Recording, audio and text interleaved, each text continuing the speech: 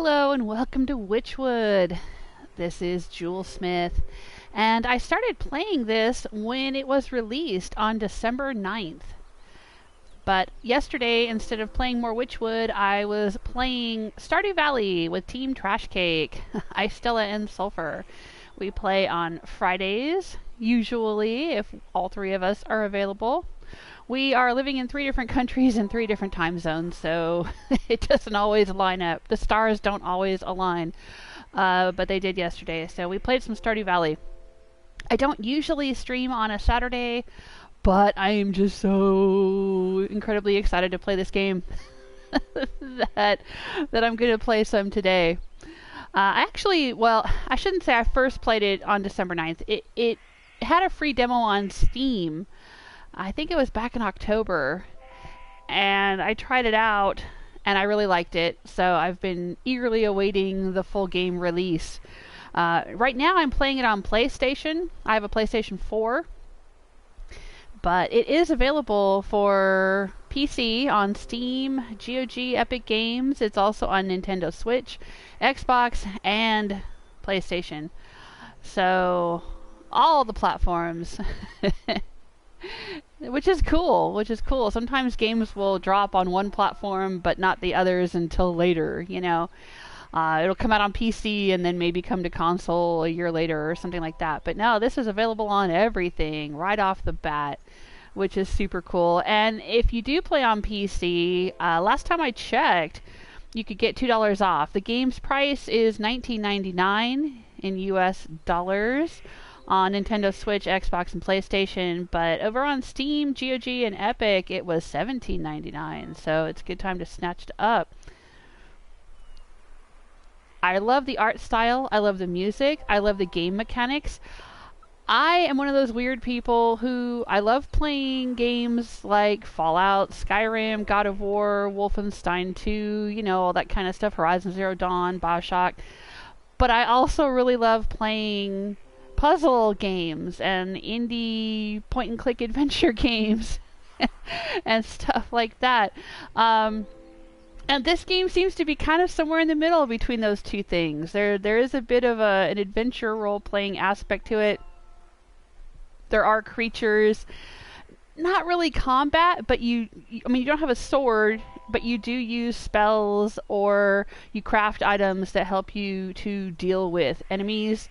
But there's also puzzles and environmental things you have to figure out, and you know, how do I get through this area to find this other area, and there's quests and side quests, and it's just a really, really fun, interesting game. So it's hitting all my buttons, that's for sure. And so I'm eager to keep on playing. Hey Herman, I see you in the chat room. Welcome. How you doing today? I saw you yesterday during Stardew Valley, too.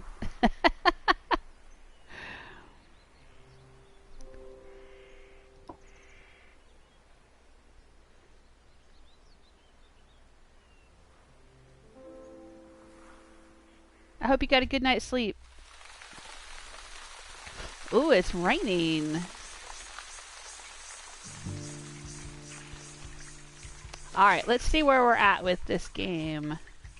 This is our spell book, which is not just about spells, but also crafting the tools we need to deal with the monsters in the game, and crafting what they're calling reagents, but things that we need to make other things or to solve puzzles. And then we have our inventory. These are the items on our tool belt, so we can use these. You see them down at the bottom there, or we have things in storage. We have our ingredients, which we gather in the environment. We have our map. Oh right, we had just entered the swamp. That's probably why it's raining. There's the leech, okay. And these are our quest objectives. We are playing as the witch in the woods, but we don't have much of a memory. We seem to have forgotten our spells and forgotten a lot about who we are. And we are supposed to be gathering souls for a purple goat. This is the main goat quest here. Collect souls for the goat. And then to get each of the souls, we have to go through these quests. We gotta find a bear. We did. We gotta find the ox. We did. I think we did. I don't know if we've met the ox yet, but we're on our way. The snake we have located, but we haven't collected the soul yet. And we have to find the leech in the swamp. We just entered the swamp. I think we also needed some Skeeter something or other. There was an ingredient we needed.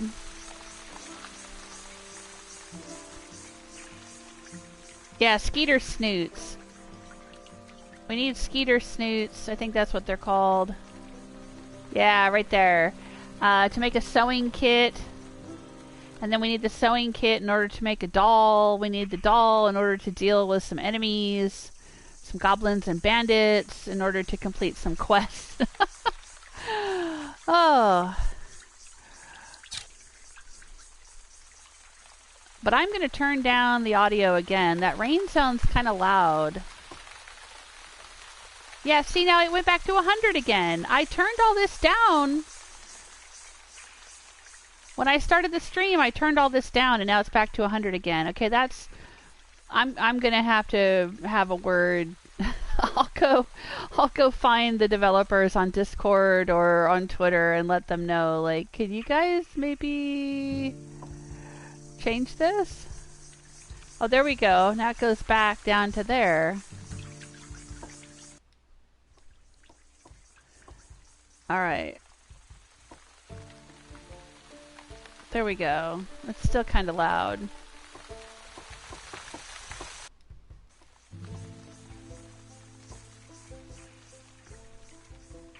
I mean, I think the sound in some games, in most games, the sound is an audio cue to tell you when things are happening, right? And so it's important to either be able to hear the sounds or to have, you know, for those people who might be, you know, have difficulty hearing or can't hear, to have some other kind of cue in substitution for the audio cue. But, you know, so I don't want to turn them off entirely, but turning them up loud enough so I can hear them means that they kind of drown out, like the rain and stuff like that is kind of drowning out everything else. Okay, so sound balance. That's where the term sound balance comes in, I guess. I don't know if that's the correct term, but that's what I call it. Some games have better sound balance than others. I think the worst sound balanced game I ever heard was Thief. The fourth one, not the original Thief games, but when they did the Thief reboot, number 4, oh, the audio in that was awful.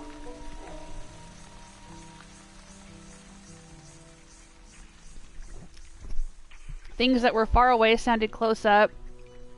Things that were in the other room sounded like they were in the same room with me. Things that should have been on my right were on my left, and behind me, everything was off, and the balance between the different sounds was way off. And you know, I can appreciate that that's probably very, very difficult to get it right. But yeah, in this game, between the music, now I want to go down with the music. Between the music and like the rain here, it's kind of drowning everything else out. All right. Okay. Hopefully that'll be better.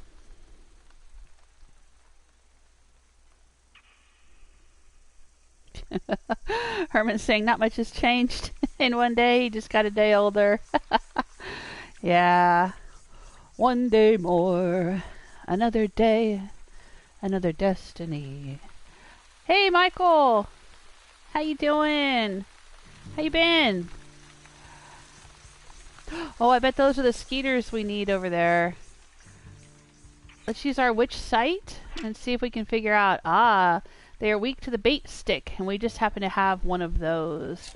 But let's see what it would take to make a bait stick.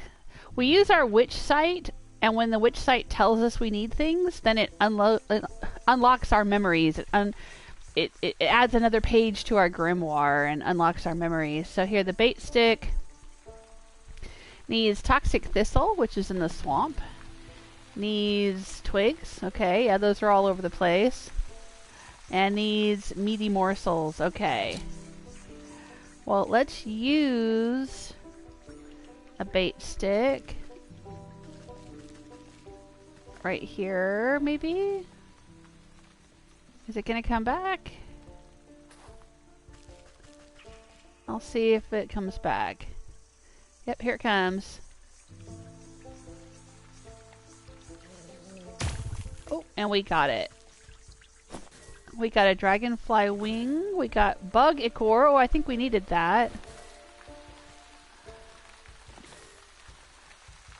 Okay, but that wasn't a Skeeter. That was a dragonfly. Alright. So we don't have a Skeeter Snoot yet. Oh, that's probably the Skeeter over there. What is this thing? Bloodsucker. We deal with it by using spirit salts. Okay. And that's the Skeeter. Okay. Oh, we can hit it with a hatchet. Maybe. Smoke pellets to deal with it.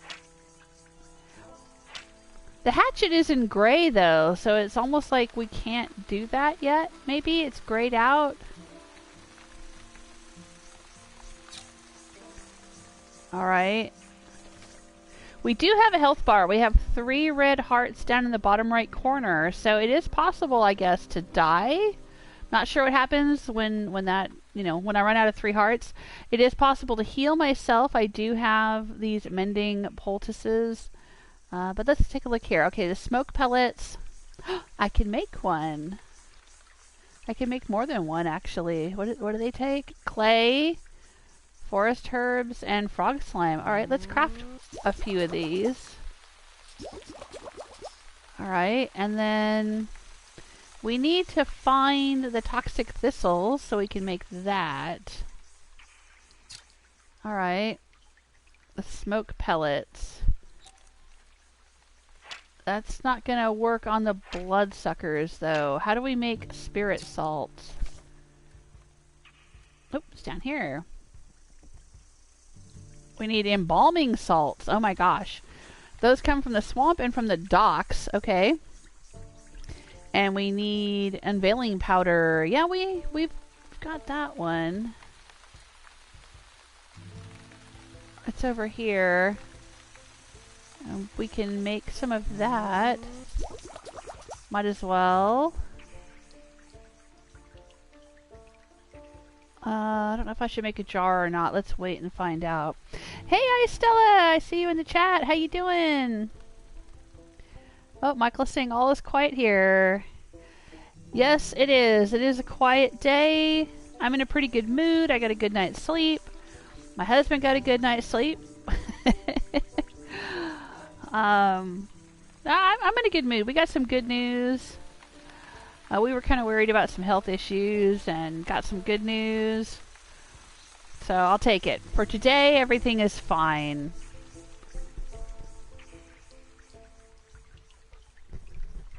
That's all we can do is take it day by day.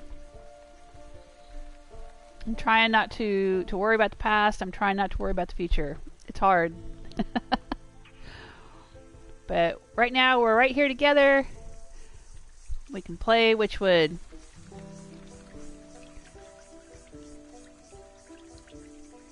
Alright, well I can't make this yet without some embalming salts, so... But we have the smoke pellets, so let's see what happens if we put down a smoke pellet.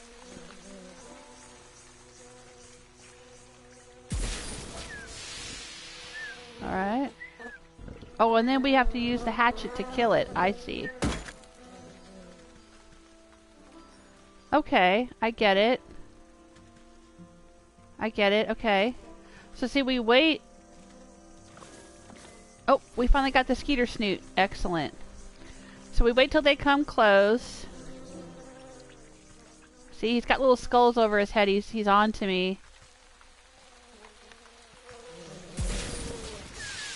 And then I go grab my hatchet. Oh, dang. And then I can hack them up. And then I get all their little meaty bits. All their bits and pieces. Okay, these things don't have skulls over their heads, so I guess they're not going to hurt me.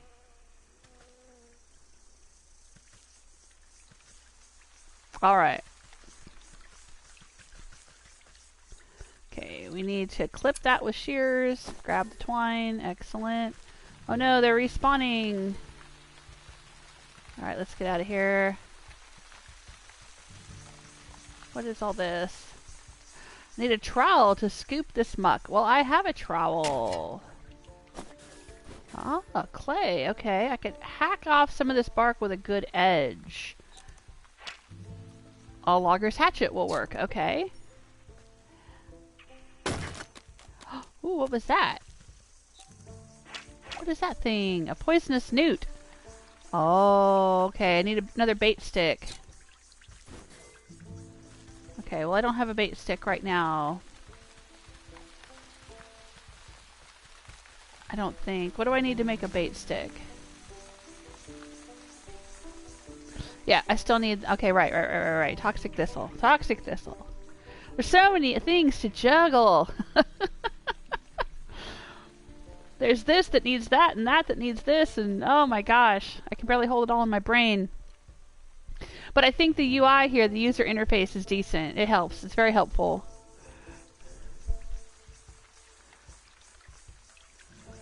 Oh, Michael. Michael says your Fallout 3 videos are missed. Aww.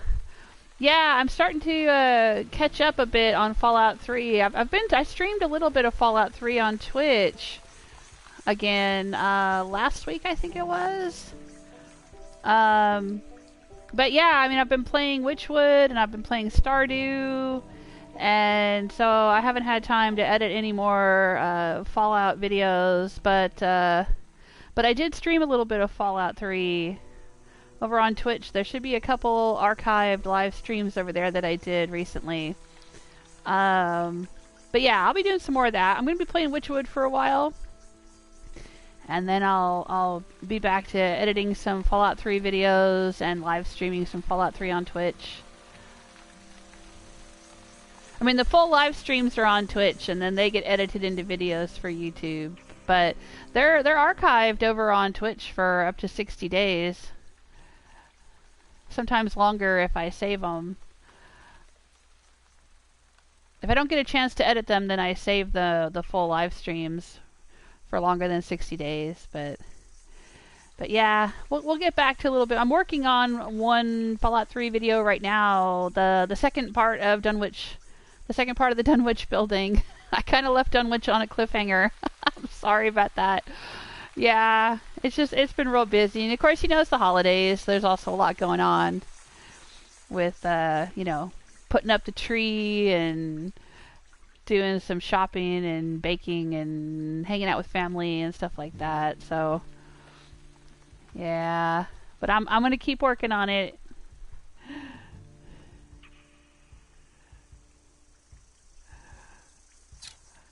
Alright, let's see. What's up here? Oh, little Newt. Hello? What's going on up here? Swamp Shack. Clearly well cared for, but unattended at the moment. Okay, old woman of the swamp. Not to be confused with the witch, of course. Yeah, that's me. I'm the old witch of the swamp. Snail. Doesn't care much for rushing about. Ash pile. Okay. Wooden pump. A box for storing things. Oh, what's this? Fish rack. Okay. So many things here.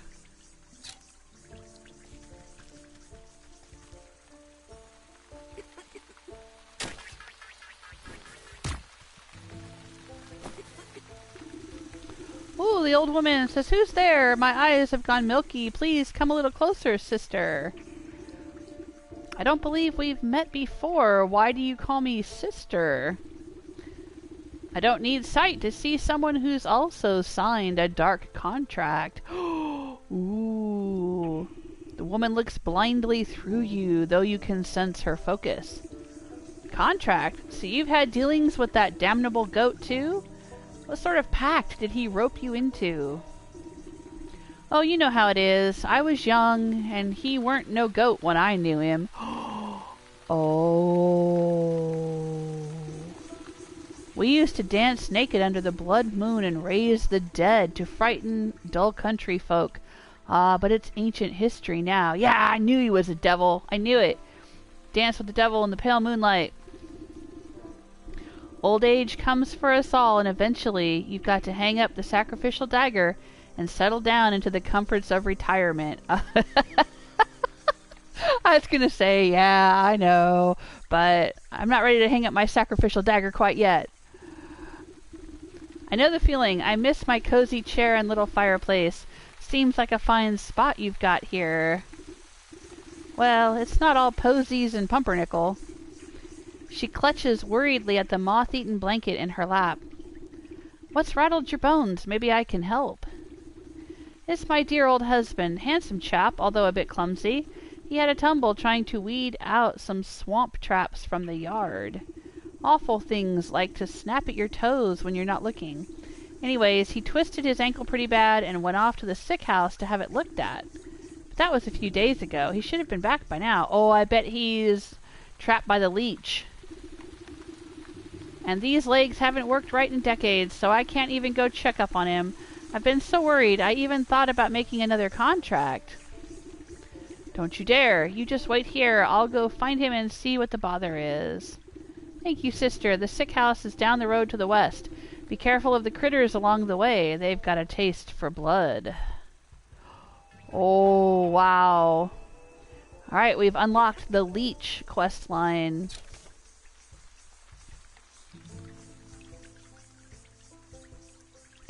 Visit the sick house west of the swamp. Someone has been at the sick house far too long. It's time to find out why.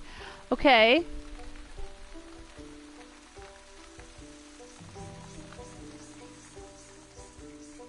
Sure, why not? Okay, bye, Michael. Michael's got to go. Thanks for stopping in. Now, Leech is what I think they used to call doctors back in olden times, like medieval times, because they literally used leeches to bleed people. That was how they treated illnesses. So yeah, it's interesting that they're using the Leech as a character for a doctor in this game. I mean, these are all, they are actual animals. I mean, we met the snake and it was a snake, and we met the bear and it was a bear. So the leech will probably be a leech. But they're anthropomorphized, you know, into characters. Alright, let's go see what's in the chest. Oh, there's a sewing kit. We'll take it. We'll take that. Now, how do we get over here to the fishing rack? Can I do anything with the fishing rack? I don't seem to be able to interact with it. No. Oh, throw? No. Set trap? No. Oh, no. Alright. I mean, when I use my witch sight, it doesn't say there's anything I can do with it. So, I'm not sure why it's there. I guess we'll find out eventually.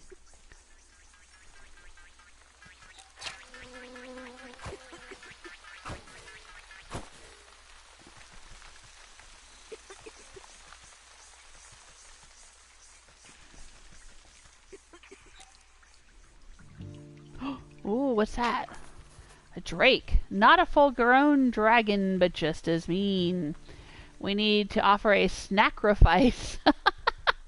And then use our shears to clip something off of him. Okay. How in the world do we make a Snackrifice? Oh, and we can get water here if we need it.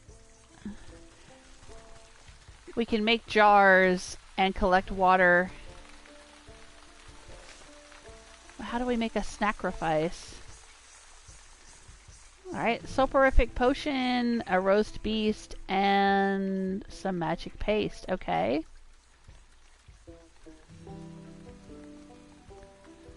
I can make one of those. Let's make 2. And let's make a magic paste.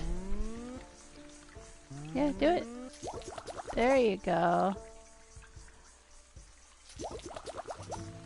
And... oh, we need witch spice.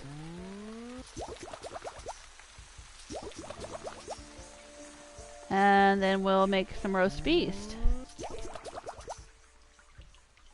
Okay.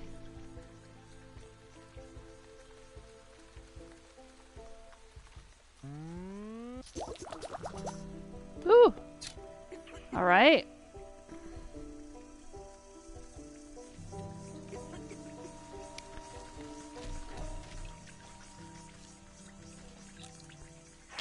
What do we do with this? Scoop it up with a trowel, alright?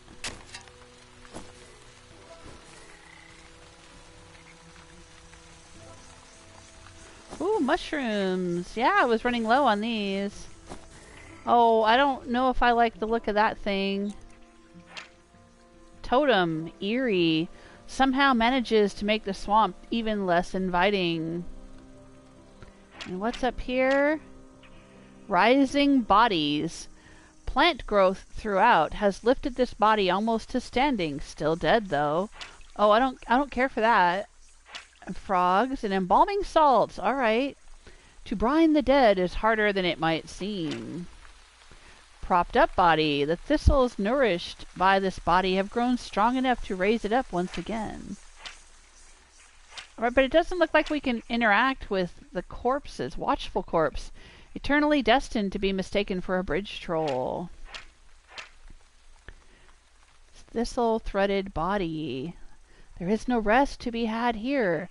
This corpse is joined now the fate of the thistle that runs through it.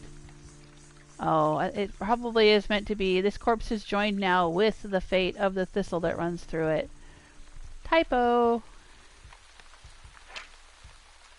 Thorny spines with a nasty afterbite. Handle with care. Okay. Ooh, all kinds of things we can get in the swamp there. Alright.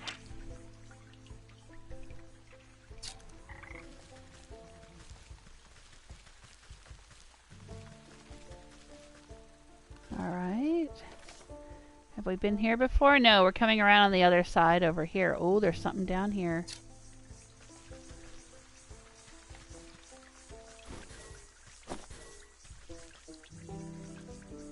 Oh my.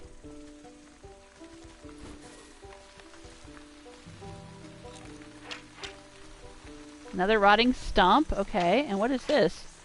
Adorned obelisk, ornately dressed, but for what and by whom? Oh my goodness.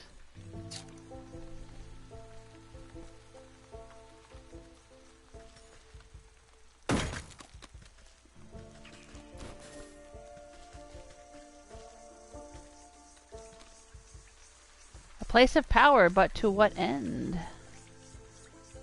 I don't know.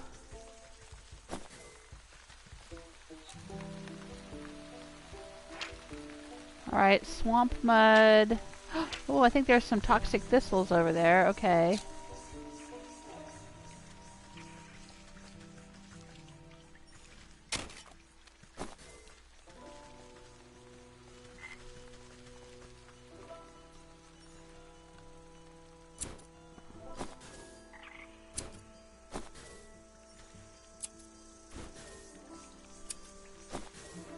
Let's gather all these goodies while we can.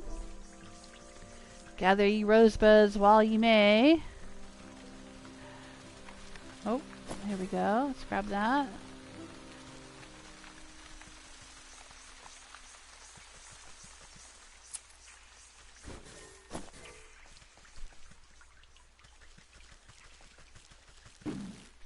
Oh shoot. What the heck is that? No, no, no, no, no, no, no. Go away. What is that? He got mad. Stick Totem. Someone built this effigy to pay respect to the moon. The moon in turn has given it life. Oh my gosh. We need to build a Snagvine. Okay. I think I've got that right here. Oh, it's useful against pumpkin jacks and stick totems. Okay. Let's make one. And put it in our inventory. We'll swap it out with the meaty morsels. Well, the soporific morsel. That'll put things to sleep. Okay, let's use this.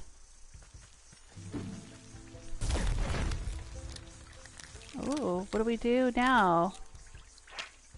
Oh, we hatchet. We hatcheted it. Oh, and we got totemic moondrop. And some sticks. Okay.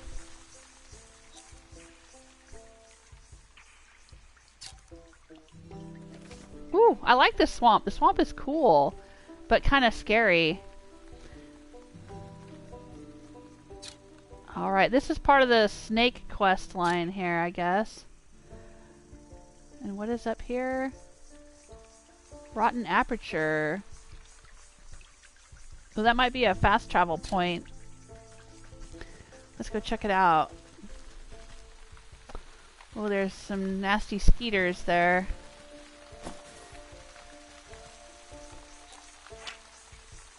Which is grasp. That's me. I just grab it. Suspicious stump. The thick moss growing on this massive fallen trunk seems to recoil at your touch, revealing strange etchings on the bark below. Slowly, a spark of swirling energy seeps forth from the waterlogged wood until an ethereal doorway opens before you. Rotten Aperture. Let's go in. This might take us back to the hub. Yay, we are! We're in the hub! Alright, this takes us back home. This takes us to the forest. This takes us to the fields. Because we've unlocked gateways there, too. And now we've unlocked the gateway to the swamp. Nice. I thought these were going to be separate levels that we had to play through, but it seems to be one big interconnected open world kind of thing. That's cool. I like it.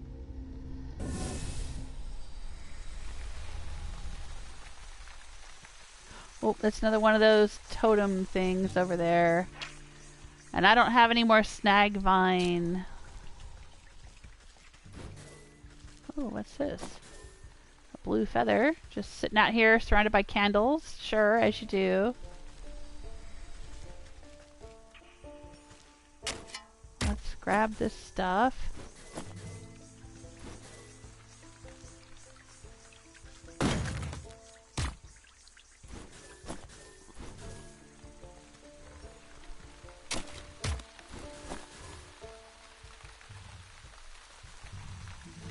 I hear something. That sounds dangerous.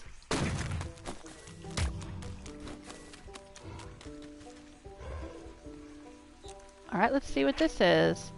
Oh, big totem right here. Big totem back here. And a troll. An impassable hulk, unless perhaps he likes you. Well, I don't know if the troll likes me or not.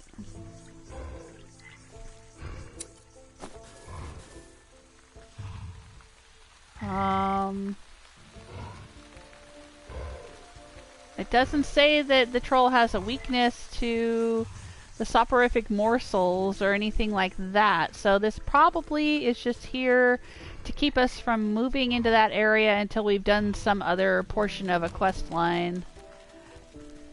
This game has very creative ways of blocking off content. Oh dang. It respawned. Alright.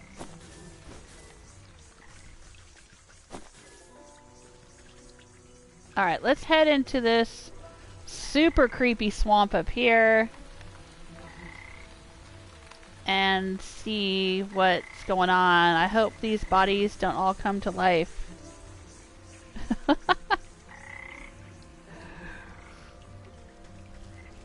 Lots of frogs up here though, so let's get our catching net out.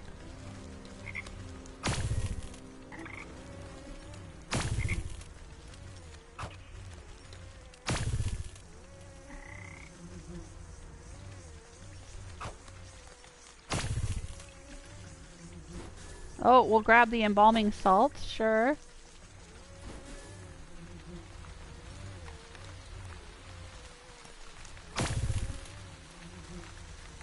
Alright, so I don't think there's anything we can really do with these bodies. They're just there to be creepy. Because it doesn't display any kind of weakness or object that we can use to interact with them. See, like if I go over here, this will say, oh, you can use your shears on it. But these don't seem to have anything that we can do to interact with them. They don't light up when I stand next to them, so...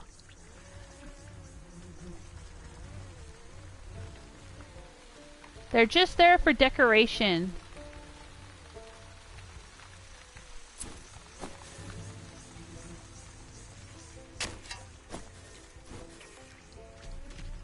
Oh shoot, there's that Drake thing.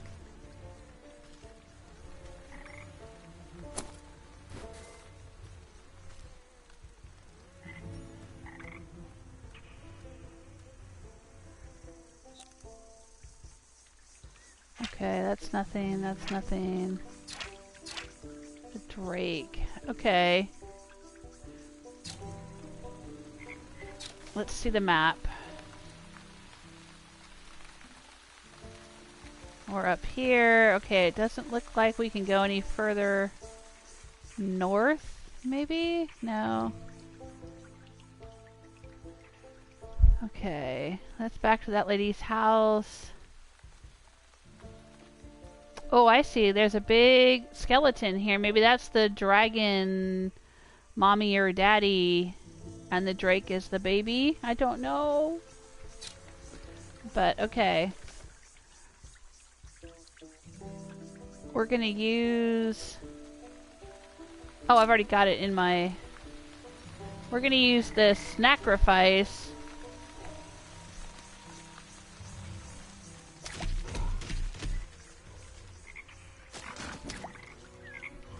Okay. And then we're gonna use the shears while it's sleeping. And we got a Drake Fang.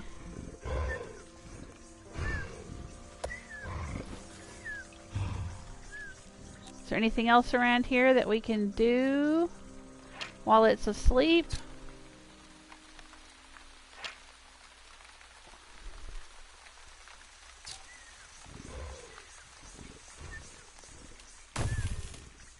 We'll grab that frog.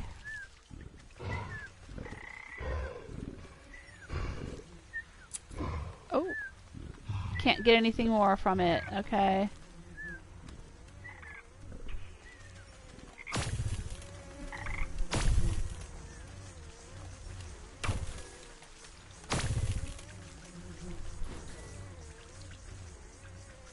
All right. We will leave here.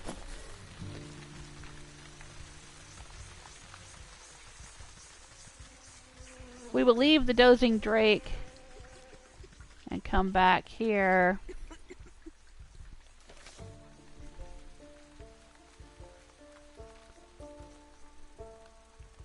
Alright, we can make some more of these bait sticks.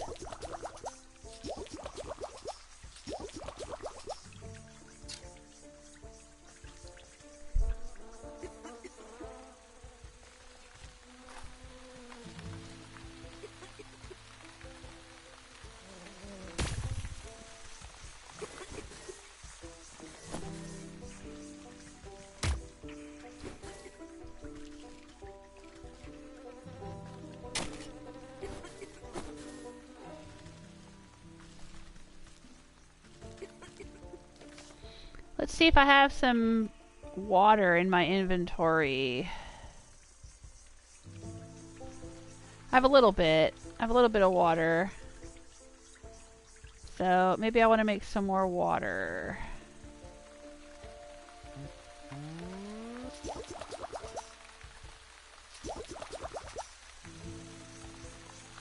Oh, I should probably make a... Oh, I need some more of that too. Okay.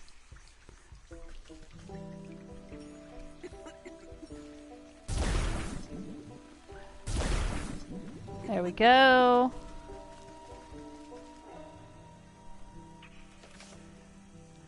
Now, where do we need to go exactly?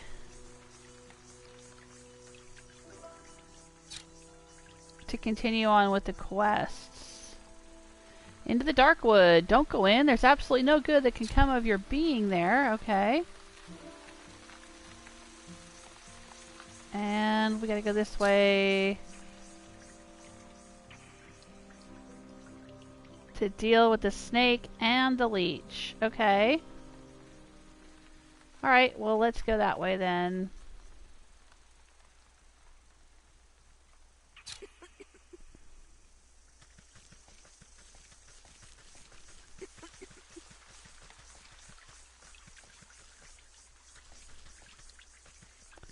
We have to be careful. Yeah, alright.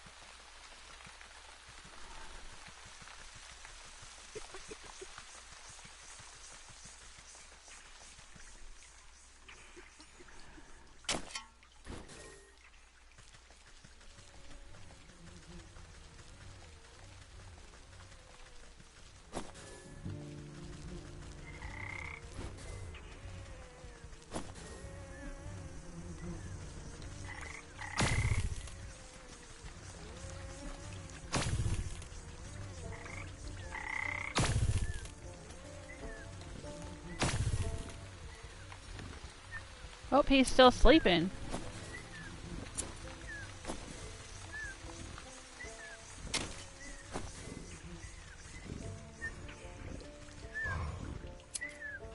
Nope, can't get anything else from him. Okay.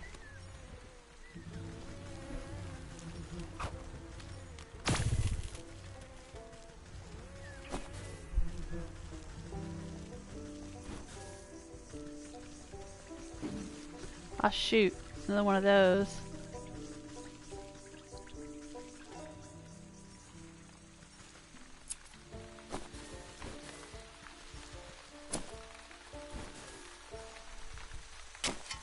Another reason this game appeals to me so much is you guys know how much I love gathering things.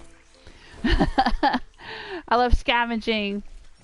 And you really need to do a lot of that in this game because you need all of the crafting components to make things.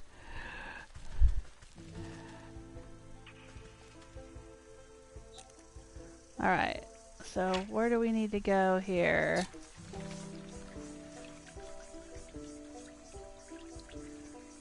Am I going the right way? Yes, I am. But we got enemies.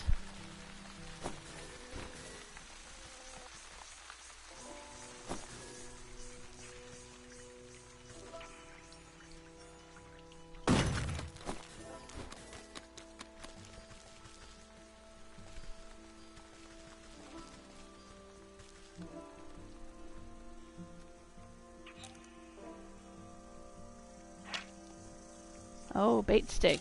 Let's see what we can do with the Newt and a bait stick.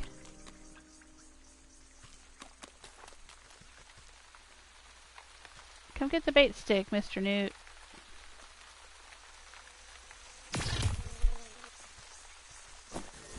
Oh, we got Eye of Newt. Oh, perfect.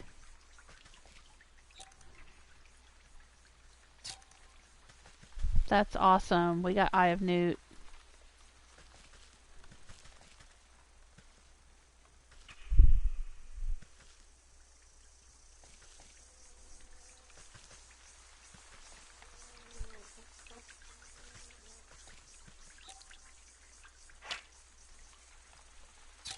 Alright, I think we need more smoke pellets. Yeah. What do we need to make a smoke pellet? Oh, we got it. We got it. Let's do it.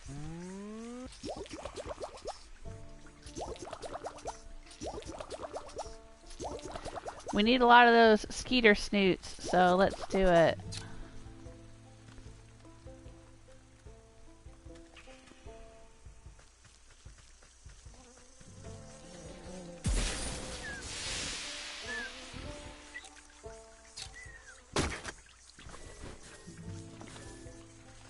Ooh, we got blood from that one.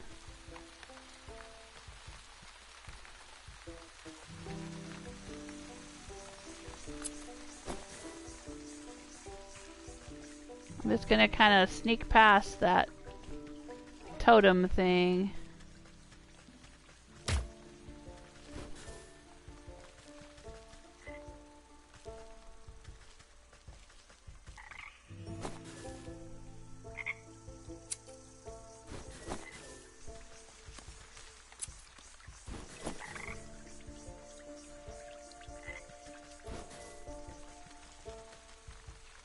Oh gosh, there's a whole bunch of them dancing over there.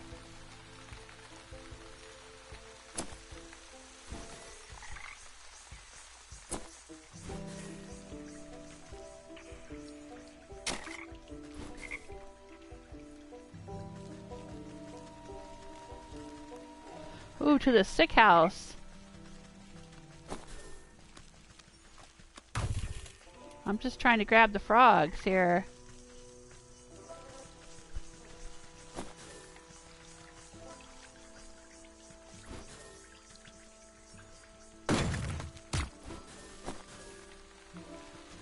Lots of snail shells. What's this one? Nothing? Anything? No?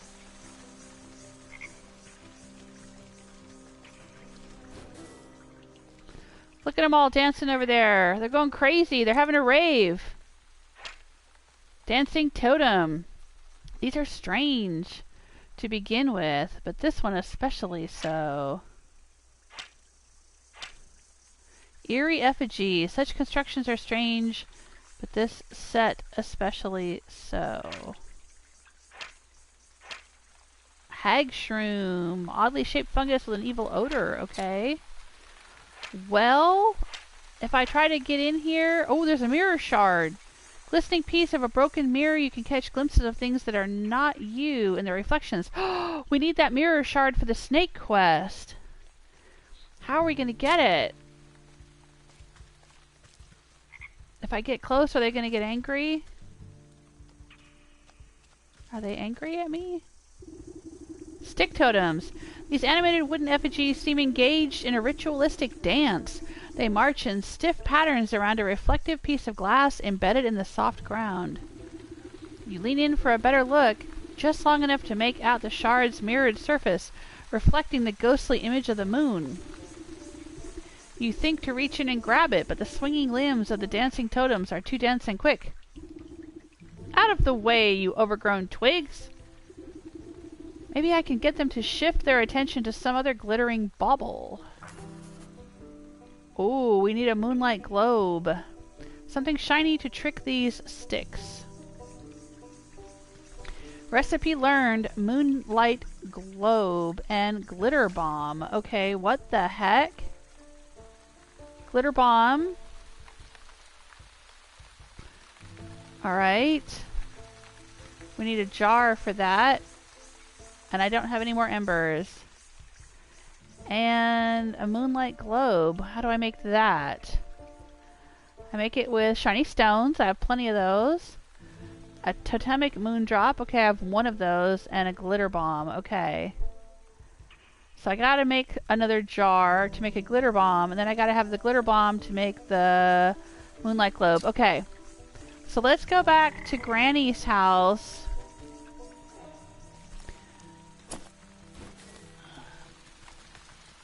The other lady in the swamp here.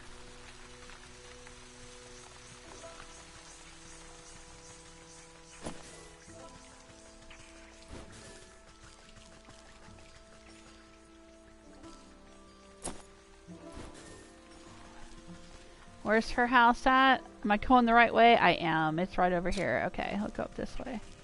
Oh, wait.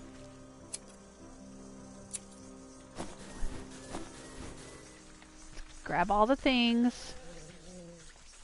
No, don't get mad at me. You just mind your own beeswax there, bug.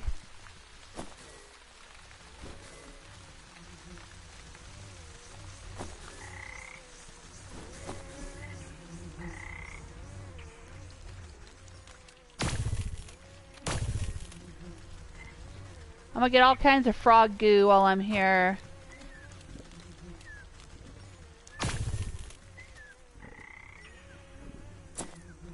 And these poisonous thistles. And that guy is still asleep.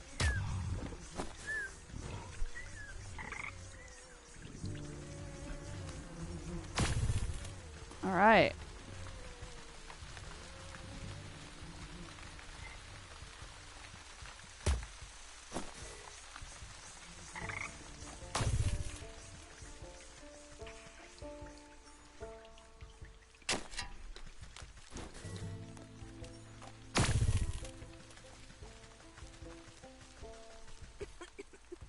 She had some embers in her fire here. Go get these little guys.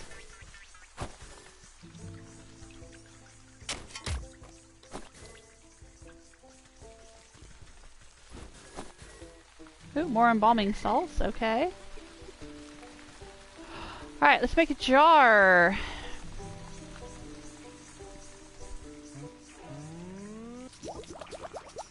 And then let's make a glitter bomb. And then let's make the moonlight globe. Ooh, we got it. Bye, Herman. Thanks for stopping in. Herman's gotta go.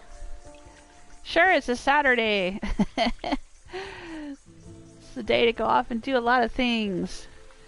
Have fun. Take care.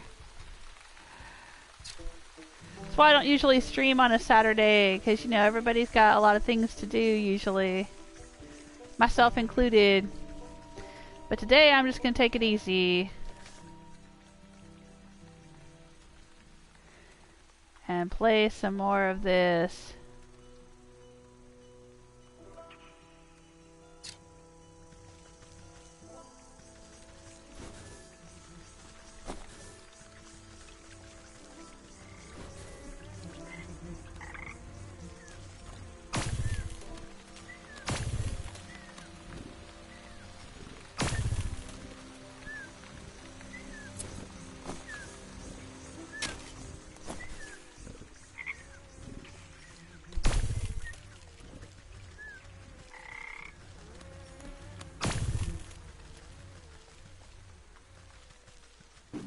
Oh shoot. That dude, he's mad. Alright. Let's see, where do we need to go? Back this way. Okay, yeah.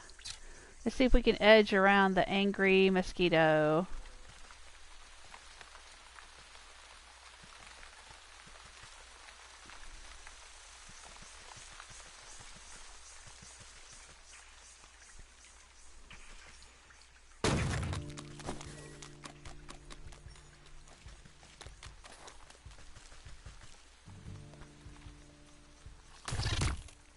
Go get the Eye of Newt.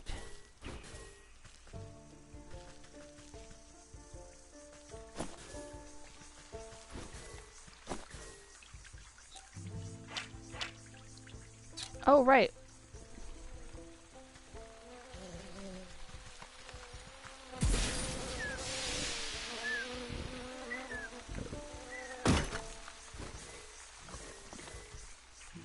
There we go.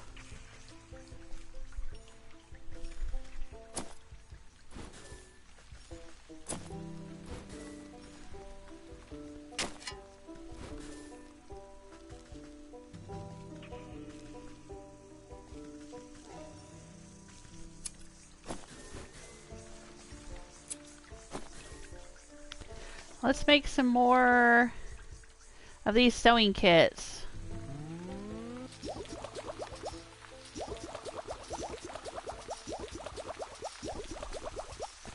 And we need to make some dolls.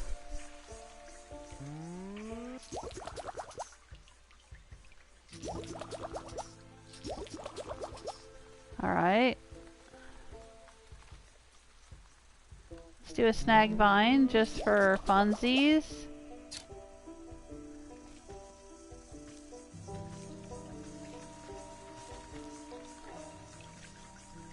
And what do we do? Oh, we need the salts for that thing. And how do we get salts?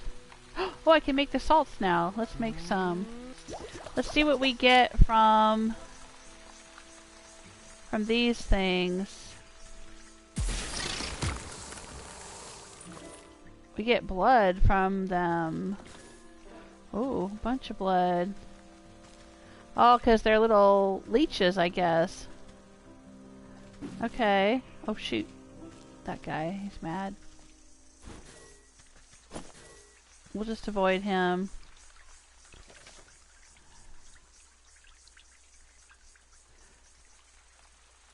Now, I don't see the moonlight ball thing here. I thought I made one. Oh, maybe I just gotta go talk to them.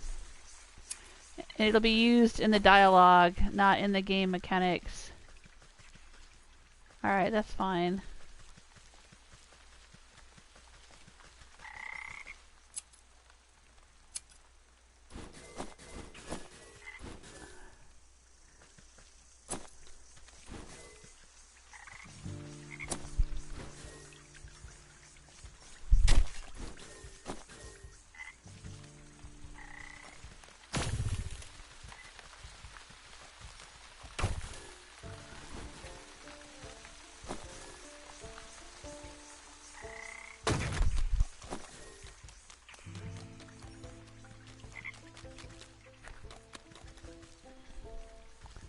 Come get it, Newt.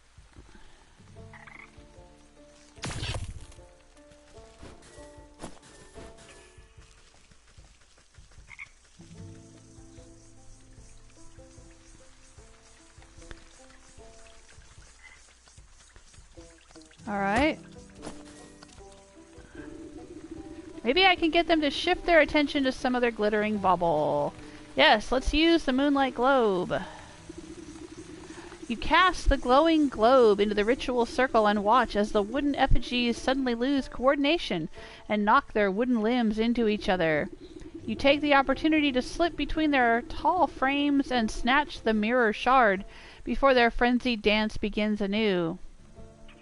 Half buried in mud, the shard continues to reflect the light of the moon. I will take it. Alright, so we have another mirror shard. Ooh, and there's the moonlight orb. Alright, let's check our quests. That should be for the snake. Find a shard in the forest well, we did that. Find the shard in the swamp, we did that. Find the shard in the forest Pixie's tree. Okay, but we have to finish destroying the fairy shrines in the forest, and that's why we needed... I'm not sure how to get that to go down. That's why we needed the dreadful doll. Because we need to distract... We need to use the dreadful doll on some goblins in order to destroy the last fairy shrine. Alright, so we have that quest almost sewn up. But since we're here, let's go ahead and go into the sick house and see what we can see.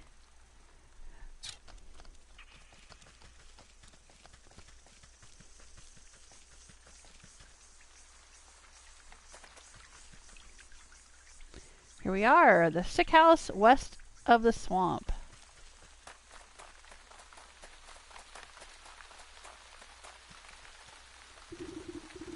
A nurse says, "Hold on now, this sick house is full to the brim and festering with disease. Don't you know there's a deadly plague going around?" "A plague, you say? This is the first I've heard of it." "Oh, it's terrible. It affects the young and old, the healthy and infirm alike. We're so swamped with patients, I can barely catch my breath." So what are you doing out here? Shouldn't you be inside tending to the ill? We've just got so many bodies piling up. Someone has to bury them before they spread the sickness further. She drops her voice to a whisper, looking ashamed. It's gotten so crowded, I've even had to dump some in the swamp. That seems unethical. But don't worry, the Leech is inside working her miracles on the other patients. They couldn't be in better hands. I don't know about you guys, but I don't trust the Leech. I'm just going to say, I don't think this is going to go well. The Leech? That's the doctor of this place? Best in the land. I don't dare think about how much worse it would be without her skills. I need to speak to her. I'm checking up on someone who came through here. Sorry, I cannot in good conscience allow a person of your, years to enter such an infectious space without the proper inoculation. But with all the patients, we're low on medicine, and I'm afraid I don't have any to spare. Bah, what's a simple booster shot made from anyway? There's plenty of medicinal ingredients right here in the swamp. I'll go get them myself. Well, it's a pretty basic prescription. If you bring me the components, I'll be able to mix and administer it. Then you can go inside. I'll need 3 milligrams of bug ichor extract, 5 grams of toxic thistle powder, and some lazy grass to numb the pain. Well, I seem to have all of those. So here's your bug ichor. You place a sloshing jar of ichor in the nurse's hands. She inspects it suspiciously, but doesn't ask where it came from. I'll need 3 milligrams of bug ichor. Right, yeah. Okay, I got the toxic thistle. I'll snap off a few spiny thistles and pass them to the nurse. She's careful not to prick herself on the sharp ends. Okay, and then she's gonna need lazy grass. Here you go. The nurse takes the dried grasses you have been so careful to keep intact and immediately crushes them into powder. Alright, she gathers all the ingredients to a small hand-sized mortar. You hold your breath as she mashes everything into a slimy, stinky liquid. Not the most pleasant stuff, but I can assure you it beats growing lumps where no lumps should be. Speak for yourself. One can never have enough lumps. The nurse shrugs at you, sucking up the bubbling mixture into an oversized syringe. She gestures for you to hold out your arm. After stabbing into your flesh several times, she fails to find any veins with the point of the needle. Sorry, you seem to have some strange physiology? Bah, give it here. I'll do it. You seize the injector and jab it into your arm without further fuss. A cool sensation climbs into your fingertips. You doubt the medicine will have any effect, but at least it should make the nurse happy. There, I feel much better. Can I go inside now? Oh yes, of course. You should be immune to the plague for the time being. Just be quick, the Leech is very busy. Okay. Well, I will go in, but since I'm out here, let's check out what there is. Can I get into this chest? No, I guess not. Headstones. Blank, though it certainly seems like someone was buried here not too long ago. Oh, they all say that. Okay. Anything over here? Almshouse sign.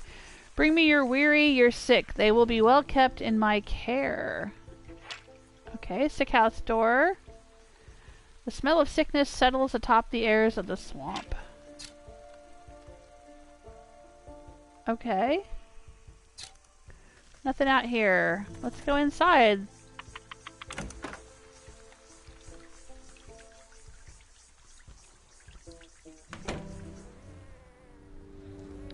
Ooh. Alright, let's use our witch sight. There's the Leech. Sickly person. Looks like death, likely not long from it. Each snore has a disturbing wetness to it. Exhausted from this whole ordeal. Bedridden for the time being. Has seen better days, surely. Another unfortunate patient in the care of the Leech. Alright, yeah, there's a chest there that I can loot. Does not really seem to be getting any better.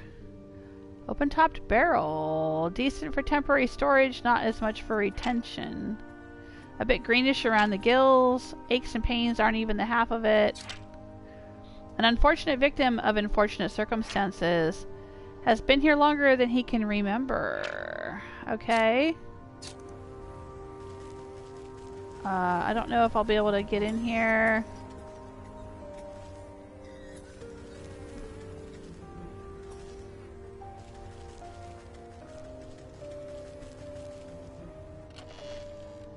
Ooh, alright, I will take that, and that, and that. Can I talk to the patients? This patient just stares into the distance, silent. Loud snores drown out all nearby. Okay. What's back here? Crimson wine. Thick, dark wine that clings to the inside of the bottle. Oh my. I think that this doctor is making people more sick. Oh, look, there's a rose under glass up there in the corner on top of the shelves. Kind of like in Beauty and the Beast. I don't think I can interact with it. Yeah. Alright. Let's go talk to the Leech. Well, wait, let's see what's in here. Anything in here I can get into? No. Okay. Alright, Leech, what's your deal? The doctor slithers from one patient to another, checking off little boxes on a clipboard. From under her wide-brimmed hat, she appears to notice you enter, but pays you no mind. You must be the Leech. I was hoping you could help me find one of your patients. Do you have the symptoms? Crackling of the bones, oozing eyes, skin rot? Perhaps a yellow liver. Let's get you examined. The Leech extends her toothy snout, prodding your body and searching for some hidden malignancy. You slap her away with a swift palm. Which? If it's sickness you're looking for, you won't find it on me. My dear, we are all sick with something. Whether it's a broken heart or a broken arm, we all suffer in one way or another. Now that seems like another clue to what's going on here. I don't know if anyone's been watching since I started playing on Thursday, but okay, so the main story of this game seems to be that I have woken up without much of a memory. I am supposed to be an old lady, an old witch of the woods. However, I've made a deal with a goat to protect a young woman who's basically kind of like Snow White or Sleeping Beauty. She's asleep. And he says that I have to gather 12 souls, and then I'll find out why I made this deal with him. Because I don't remember why I made the deal to protect the young woman. But there's been all of these hints and little story bits about broken hearts, and, you know, like the old lady that we talked to earlier that was in the swamp, and she was saying, oh, I used to dance with the devil, and, you know, all this kind of stuff. And then, I don't know, and then this Leech here is talking about a broken heart, and there's a lover broken heart story also in this snake quest.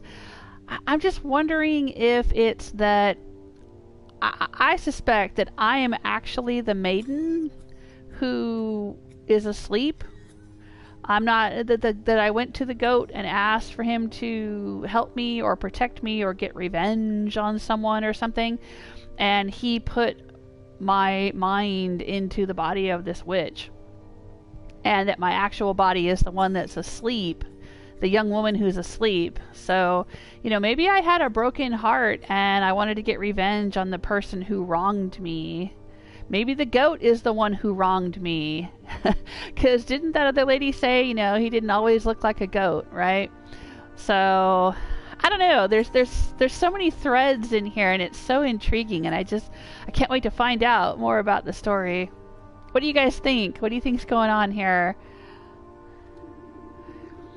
You peer through her tightly wrapped garments and see a deep darkness underneath. Despite the warmth in her words, there is a sense of hunger and urgency in her tone. I am here to heal, to mend, to put all of your troubles at ease. Now tell me, what ails you? I told you already, I'm in perfect health. I'm here to find someone, a man who came through here with a sprained ankle. Half the patients who come to me have a twisted this or a broken that. Before the pox sets in, that is. Can you be more specific? What does he look like? Oh, I'm not sure. Well, then how do you expect me to help you? Come back to me when you know who you're looking for. You look about the sick house at the coughing, wheezing, bedridden souls. Perhaps some of them will be able to identify the missing husband. Okay, let's go talk to some people. A husband? Yeah, he had a darker complexion than me. Darker than him. Well, it's kind of hard to tell. They're sleeping. They could use the rest. Alright. He just stares into the distance. It's the beardy guy you're looking for? Beardy guy. Can't find the short guy. Sorry, I can't help you. He's short and beardy, huh? Short and beardy. I don't see anyone short and beardy in here.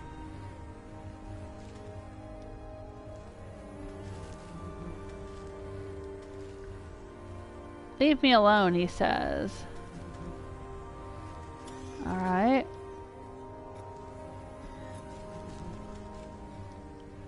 Okay, well, let's talk to the Leech again. Well, do you have any better idea who exactly you're looking for? Yeah, he's short. I'm going to need a bit more than that. He's dark in features. Narrowing it down, give me something else. And he's got a beard. Ah, yes. I remember that poor man now. He came in with a swollen ankle. But on his journey through the swamp, he must have contracted the plague. His condition declined rapidly, I'm sorry to say. In the end, there wasn't much I could do for him except make him comfortable. He's dead? What sort of sick house is this, anyway? My condolences, really. Now, if you'll excuse me, I have to get back to doing what I can for the living. At least tell me where his wife might collect his body. The nurse outside seemed to be having trouble keeping track of them all. I'm sorry, that information is reserved for next of kin. Judging by your physique, I wouldn't say you're related to the deceased in the slightest. What? What's that supposed to mean? How do you know I'm not married to him or something? Of course, I guess I would know what he looked like if I was. The doctor turns away from you to prepare vials of medicine. Better return to the old woman in the swamp with the bad news. Aw, man. Tell the old woman the bad news. Okay. I wonder what she's gonna do.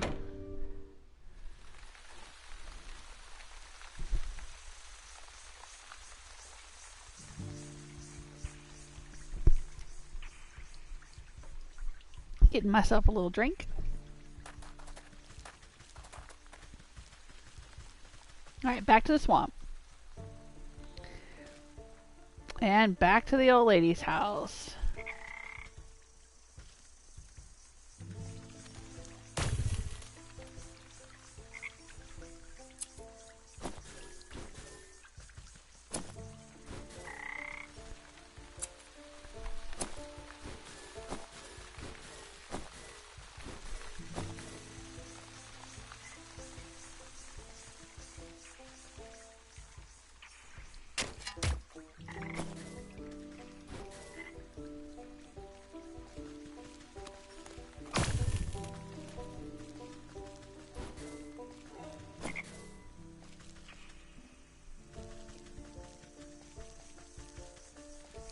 Alright, now we gotta try to creep past this guy.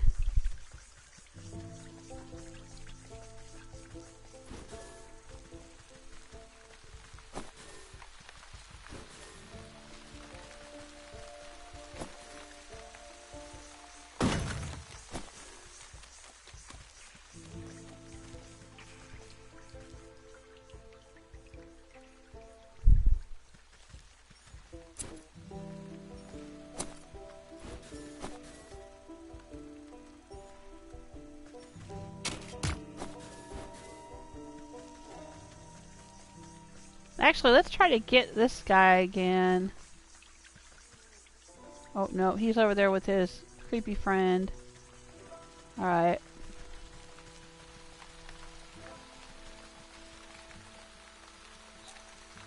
What is that? That looks like a person standing there, but nothing to interact with.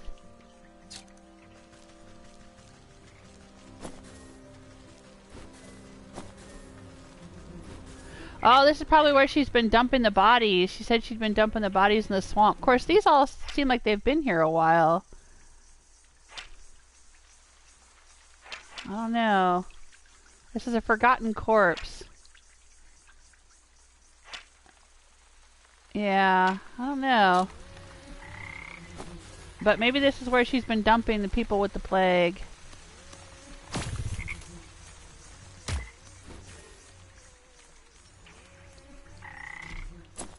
Oh, he's alive again. Alright, better watch out.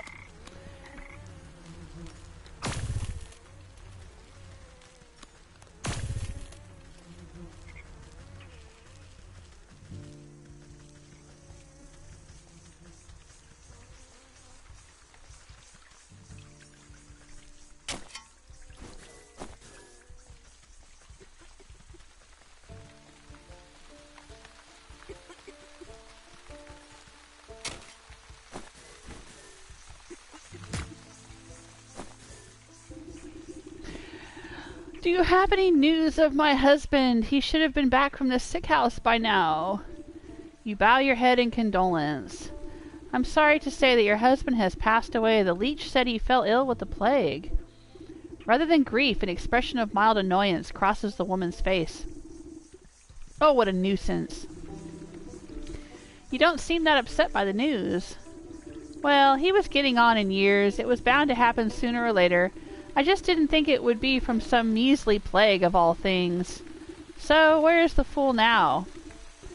I'm not sure. The leech wouldn't tell me, but her assistant mentioned having to dispose of the dead out in the swamp. Brimstone and Bandersnatch, I know I'm already in your debt, sister, but can I ask you for another favor? I suppose I've already stuck my foot in this mess. What is it? There's an old circle of power just west of here. It served me well in my younger years, and I expect it's still got some juice left.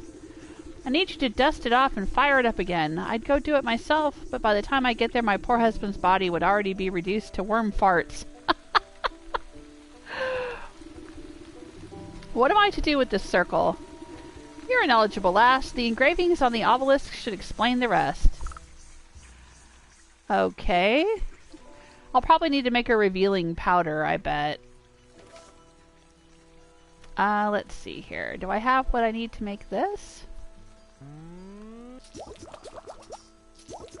I do.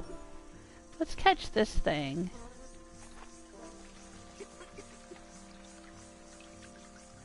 Come on back. There you go.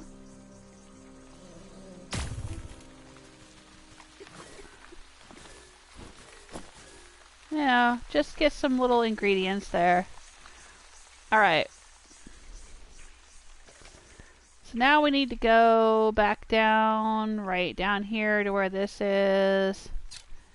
So that means going back up around through here and down. Okay.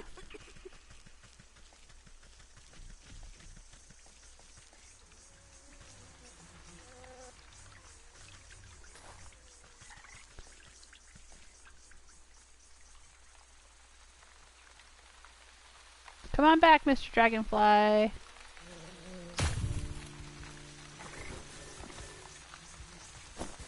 There we go.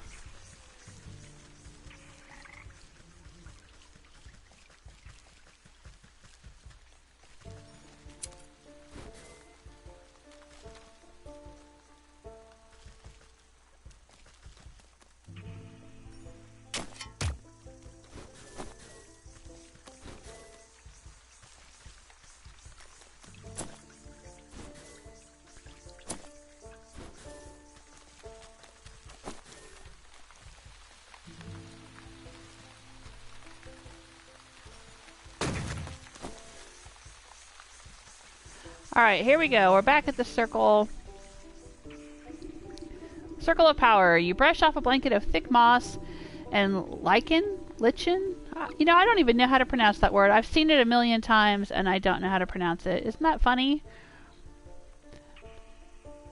If you're a person who reads a lot, especially a lot of fantasy, you see words, but you don't necessarily know how to pronounce them.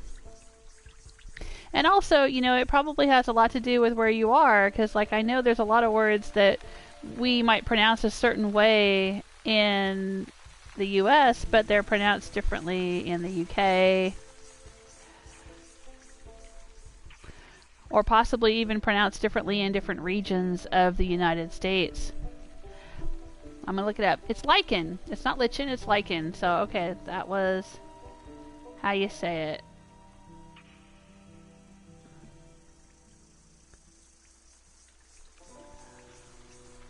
Now we all know. The essence of power wakes at your touch, bringing slight warmth to your fingertips. 4 black stone obelisks surround the ritual spot. You'll need to scrape off more overgrown decay to read the runic lettering engraved on their surfaces. Okay, I will need a necromantic charm and apothecary humors. Is that what it said? The eastern obelisk yearns for the tooth of a dragon. You haven't seen any real dragons in years, but who knows what's out in the swamp. Alright, I will give it the Drake Fang. You drop the sharp reptilian fang into the stone basin with a heavy clunk.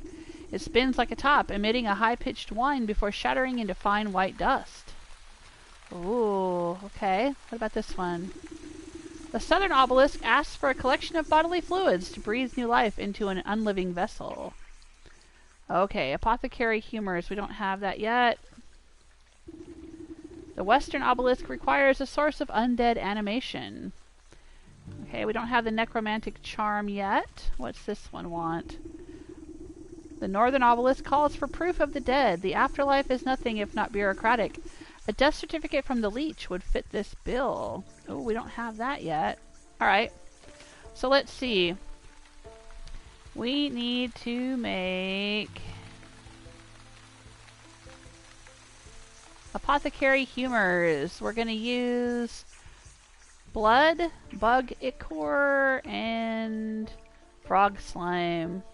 Speaking of words that I'm probably saying incorrectly, ichor. Yeah, it's ichor, or ichor. Alright. It's not itch. It's not itcher. Alright, I can make this. And we need to make a necromantic charm, which requires a pumpkin jack bone. Oh my gosh, we gotta go all the way back to the fields to get a pumpkin jack bone.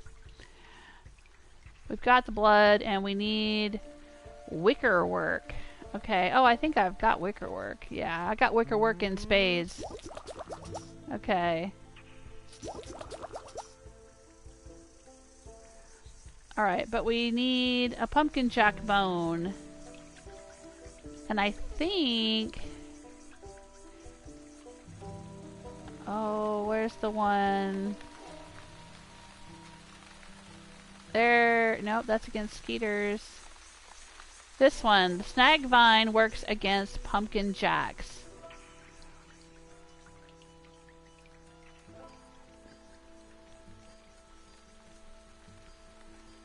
Alright, so we gotta go back to the fields and get the pumpkin jack one. Okay, so which one needed...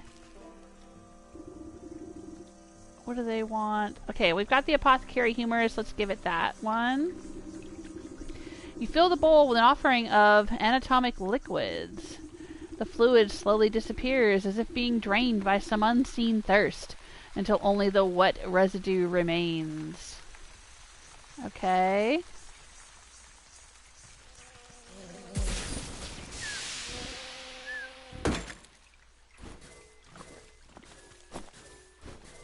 Alright.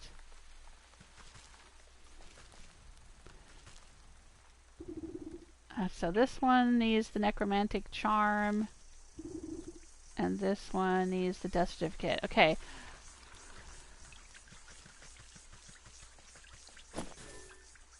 Get a death certificate from the Leech. Alright, well, I guess we'll go this way and do that real quick. Since we're down here.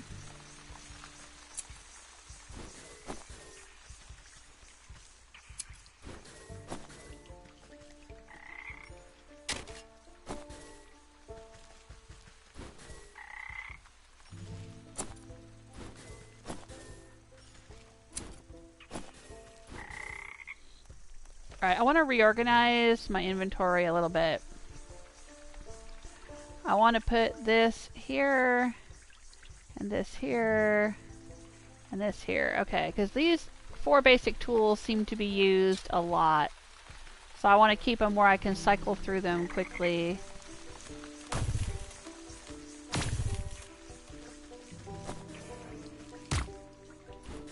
Alright. Let's go get the death certificate.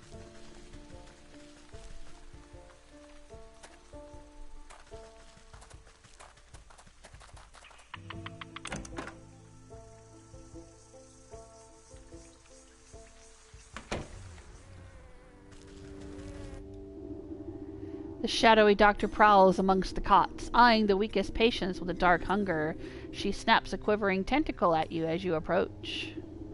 Not a step closer, who knows what sorts of disgusting maladies you might be carrying. Yes, I'm a pox-ridden wretch. I know. But I need a death certificate from you. Specifically of the short-bearded man we spoke about. His wife is in no condition to roll her chair through the swamp, so she's asked me to collect it for her. I don't simply give out death certificates to anyone claiming to be someone's aunt, grandmother, or friend. This is a legitimate operation. She turns her back to you and rummages through a nearby medicinal closet. Now where has that serum got to? Don't tell me we're already out. What's the matter? Out of stock? It's a shame you don't have the time to go out yourself. She tenses at your continued presence. What are you getting at? Medicine for that death certificate. I think it's a fair trade, don't you? You would barter when people's lives are on the line? Fine, you'll have your paperwork, you filthy degenerate. Clearly too angry to speak with you, she shoves a list of required medicinal supplies into your hands. Oh my, well I've got this one. The Leech takes the wings with a surprisingly delicate touch and lays them out carefully along the surface of a clear shelf. Clearly too angry to speak with you. Okay, yeah. Alright, I gotta make one more mending poultice. Let's do that. I should probably make a few more than... I might need one. Alright, we'll give her those. She shoves them into the unsanitary looking cabinet.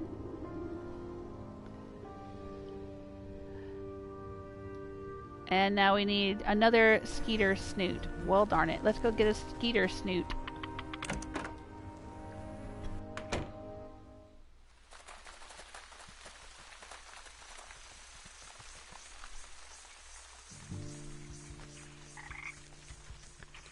Alright. Where's a Skeeter Snoot?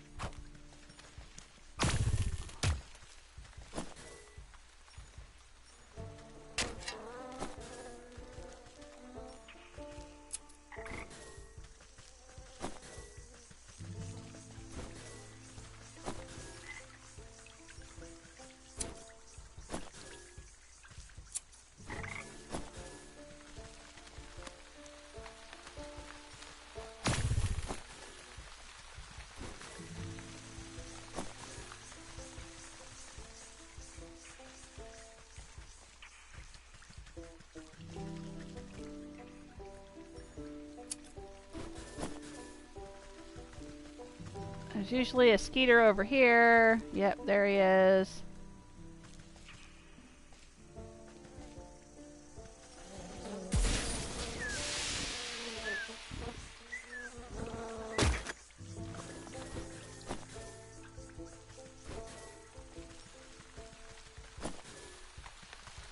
All right.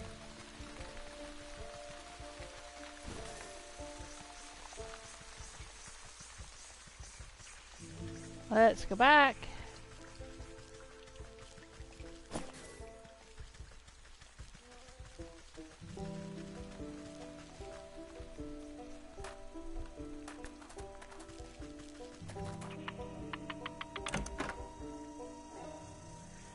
Yeah, this is definitely a game for people who like to gather, who like to scavenge and gather. There's a lot of scavenging and gathering.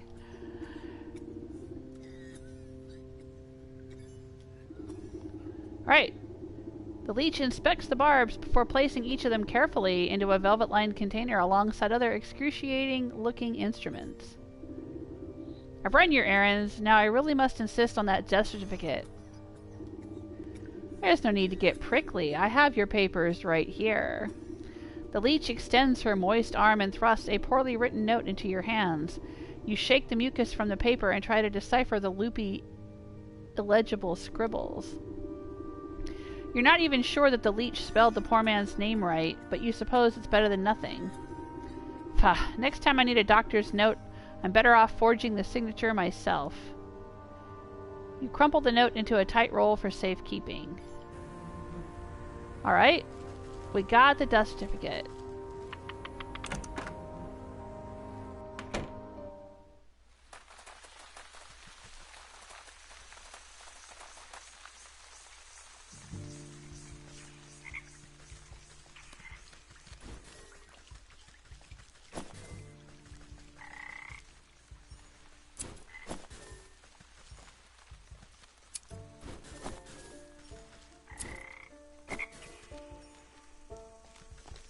I'm gonna have so much frog juice, I'm not gonna know what to do with it all.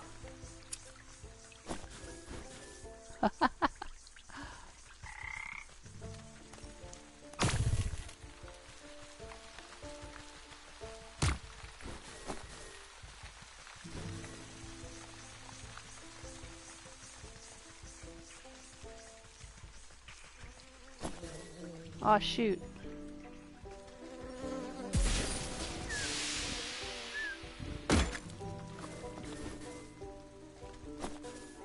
Alright, here we go. Which one wanted... Nope, that one wants the necromantic charm. Okay, here we go. The humid swamp air has made the paper of the death certificate soft and damp. As you drop it into the bowl, it decomposes before your eyes until nothing is left. Alright, so we've lit 3 of the 4 braziers. We need the 4th one lit, but we have to go back to the fields in order to do that because we need the bone of a pumpkin jack. Let's check the map. I think this was this, yeah, the rotten aperture. So if we go north, we should be able to get to the fields. Through here. Aha!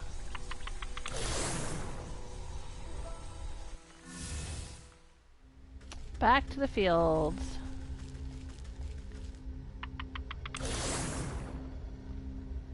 Let's see if we can go and find a pumpkin jack. Woohoo! Look, we're back! We're back in the fields, the pretty, pretty fields. Grab that hopper leg.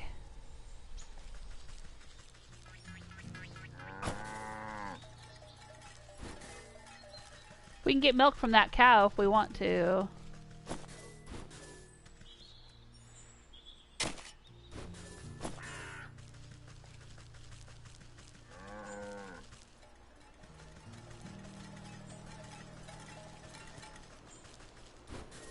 If we have a jar. We have to have a jar to get the milk from the cow.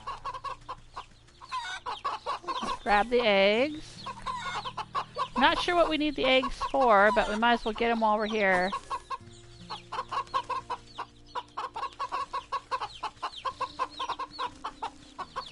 Can't grab anything from the rooster. I love the little peeps. They're so cute.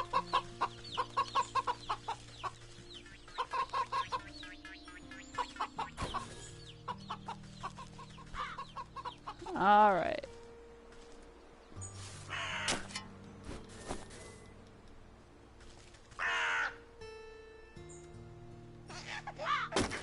There we go. It was a changeling. Grab some changeling root from it.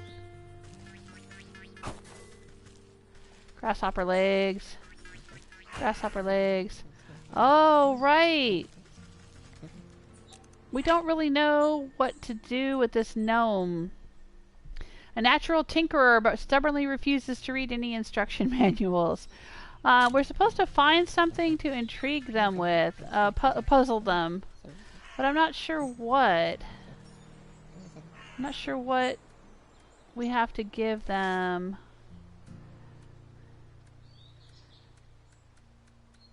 Maybe the moonlight globe would intrigue them? I don't know.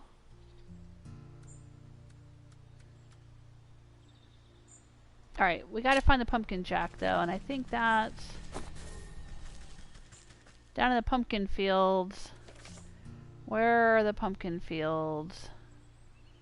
Oh, there they are, off to the right.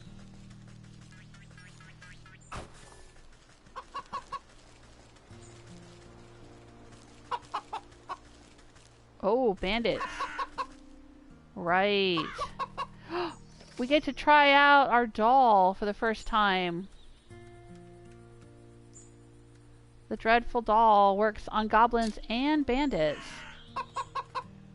So let's try it.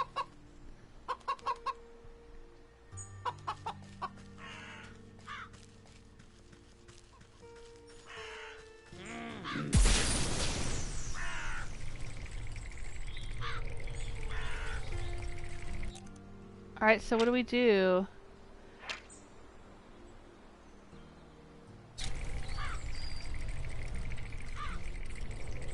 Oh, it just keeps them away from me.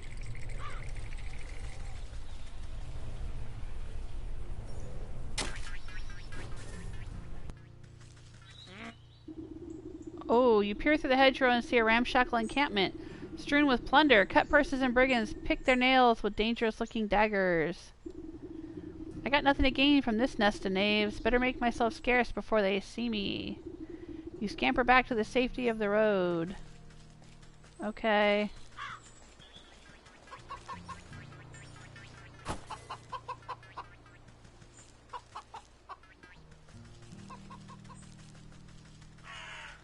Alright, so using the doll just kind of puts off this, I don't know what, some kind of weird, you know, range of effect thing that keeps them away from me, makes them disoriented. It doesn't actually kill them or anything like that. That's fine.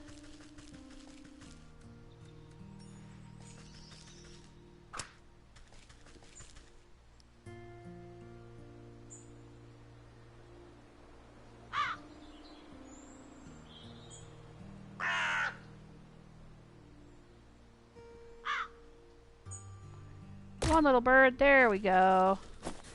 Get a crow's foot and some meaty morsels.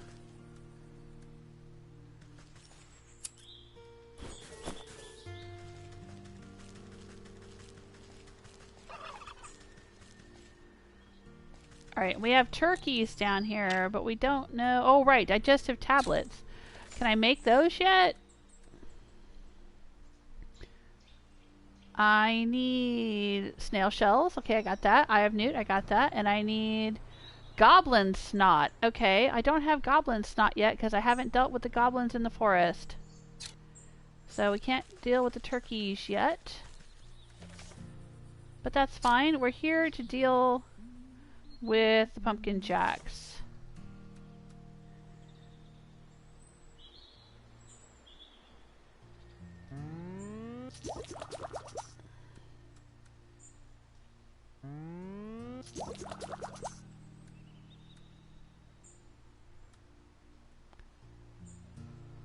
Let's see. Let's put this into our inventory.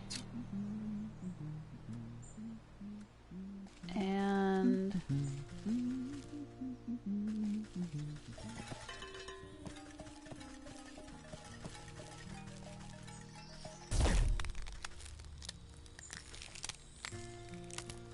do we have to hack them with this? We do. Okay.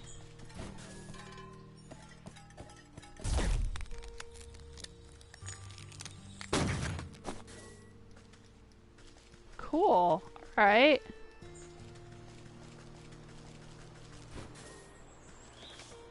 Alright, so let's make the necromantic charm. Got it. Now we should be able to head back and finish that quest.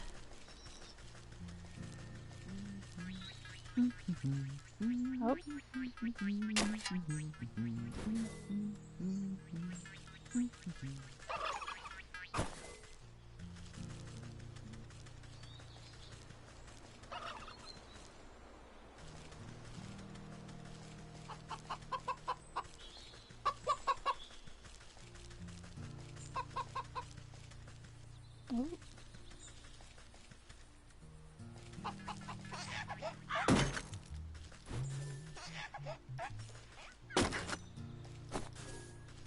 Grab a few of those while we're here, why not?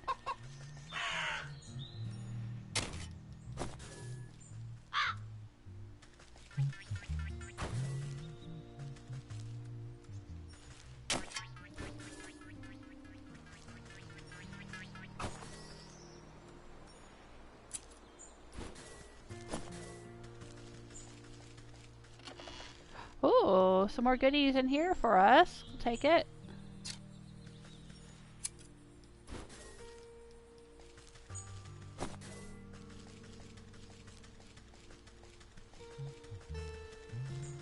Bye-bye there, Mr. Farmer. He's a gourd farmer. A farmer who is a gourd, not that he grows gourds.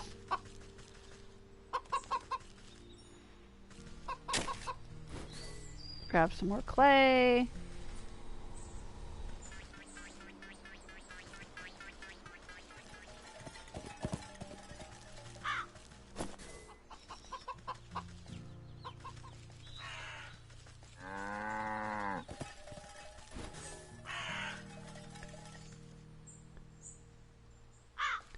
Alright, I think we can head back.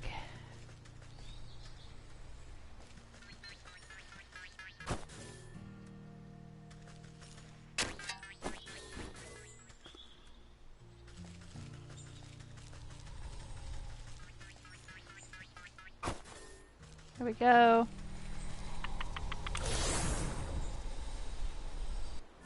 We've made the necromantic charm. We can go back to the swamp.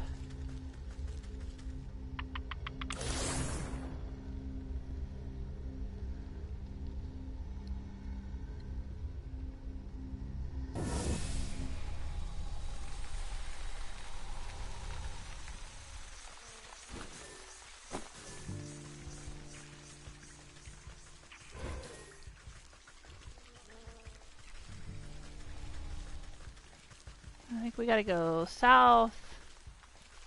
Watch out for that totem guy. And here we are. Alright. We have the necromantic charm. We'll place this token of undeath into the basin. It flutters like a candle for a moment before the shadowy umbra of the obelisk snuffs it out. With the final offering accepted, the obelisks surrounding the circle begin to hum. You can hear a strange melody playing through their discordant tones. The carvings on the ground burn with renewed energy, driving away the overgrowth. You're quick to step away as you feel a vacuous force pull at the circle's center. I suppose that's done the trick. Let's see what the writing has to say for itself now. You rotate your head to read the glowing letters on the edge of the circle. Place the vessel of the deceased, yada yada. Recite the evocation of necrodermis, blah blah. Apply the canopic ointment. Right, seems straightforward enough. All I need to do now is go fetch the body of that poor fool husband. He should be here in the swamp somewhere. Oh, nice. We gotta go find the body of the husband. Oh, that's funny. Okay. Probably up here where all those bodies were dumped. Okay. Let's avoid the mosquito. I don't know, do I have anything to catch the mosquito with? I could make another one of these. I'm probably gonna need the Skeeter snout again.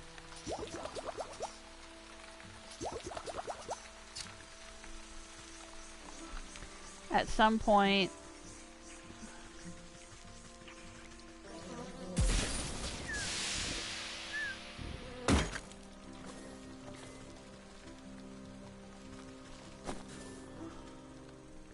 Alright, got it.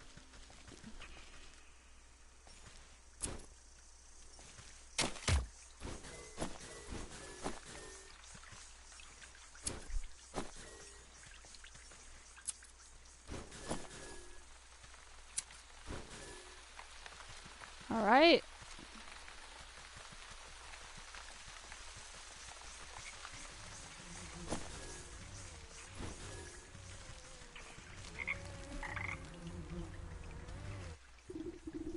Ugh, this must be where that nurse has been dumping the surplus of corpses. Yeah, that's what I was thinking, that they might be where she was dumping the bodies, but, I mean, they would have been dumped a long time ago, though, if all the thorns and thistles and things had grown up through them already.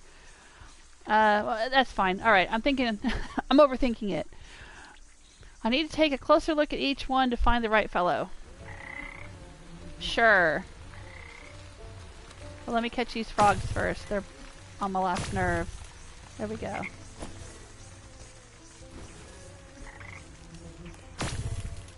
Just get the frogs out of here. Come on. Gotta look at all the bodies. Alright, we needed a guy who was short and had a beard. Okay, it doesn't look like any of these. I can't tell how tall they are, and I can't see if they had a beard. But, alright, let's start here. This isn't it. Unfortunate, nonetheless. This isn't the right one. Similar, but not the right body. Poor soul doesn't fit the description. Not the husband, this one. Not this one. Where on earth is that stinking body? You'd think I'd be able to find him among the dead here. You watch a particularly bloated fly land on a rotting hand poking out of the muck. Its disgusting proboscis probes at the withered flesh. Two globular red eyes slowly unglue themselves and swivel to boggle at the insect. A huge slime-covered tongue lashes out and pulls the hapless fly into the gaping toothless maw, along with most of the sunken corpse. Well, I suppose that explains where my misplaced man went. Okay, so what am I supposed to do here? Speak to the Frog King in the swamp. Alright. Where in the... Ah! Where did you come from, Froggy? Well, here I've been catching all of his little froggy friends. Yeesh, I hope he doesn't see the, oh gosh, where is it? Ingredients, here we go. The 30 frog slimes I have in my inventory.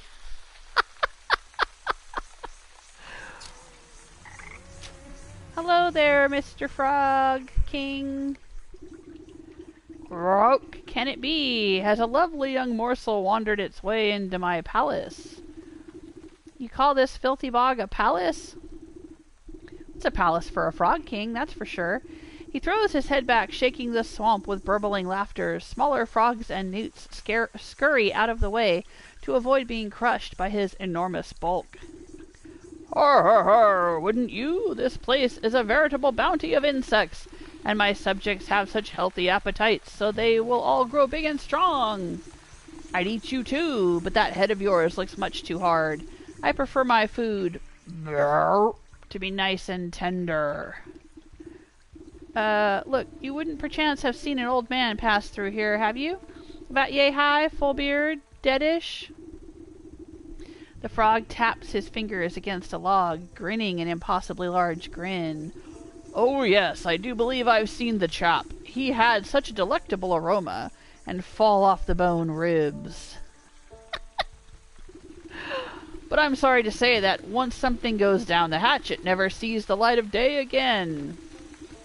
We'll see about that. I'm sure I can come up with some just desserts for you. The frog rolls his eyes around and around, as if daring you to try something. The witch, of course, always has something she can try. Oh, digestive tablets! I don't have those yet. Alright, I guess I've got to go make some. What did I need to make the digestive tablets that I didn't have? I don't have the goblin snot, so I've got to go back to the forest. Okay. Alright, Frog, I'll be back to deal with you.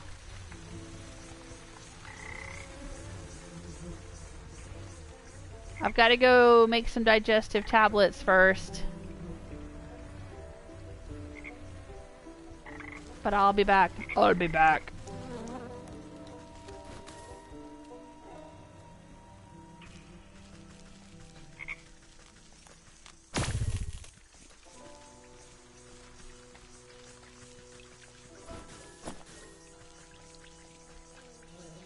Oh shoot.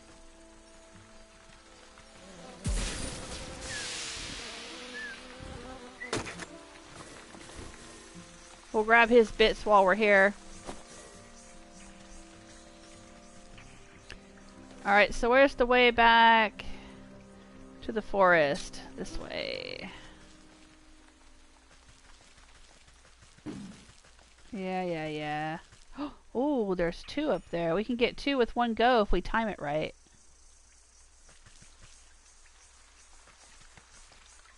You see them? There's 2 of them.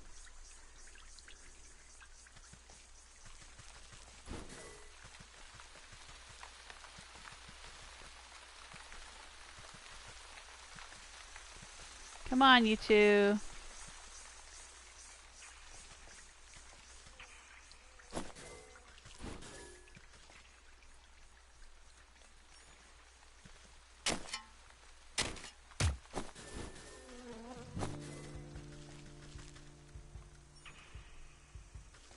There's 1 right there. I want to get the 2 of them together so I can get 2 with 1.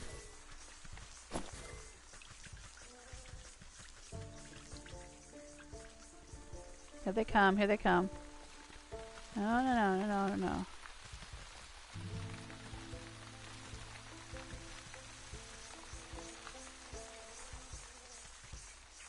Are they close enough together? Yeah, I got them both.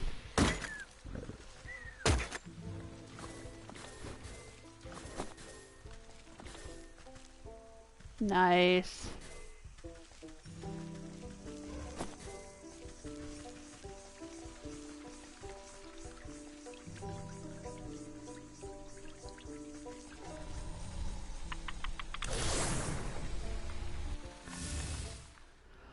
Alright, let's go to the forest and deal with the last fairy circle in the snake quest.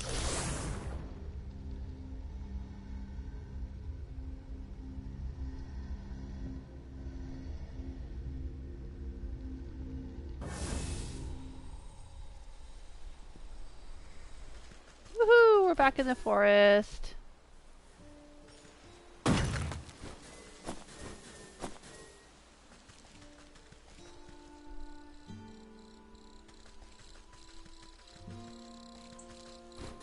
Gonna need some more forest herbs too. Getting low on those. Maybe get some more meaty bits. Come on, little squirrel. Haha. We need some more of that rodent lard. Ah, shoot. That was a dryad.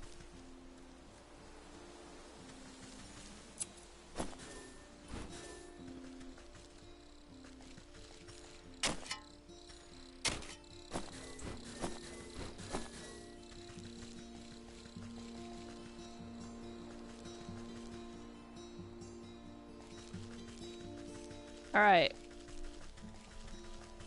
So here's the deal. Let's track the snake quest. We need to destroy the fairy shrines in the forest. And we've already destroyed 2 of them.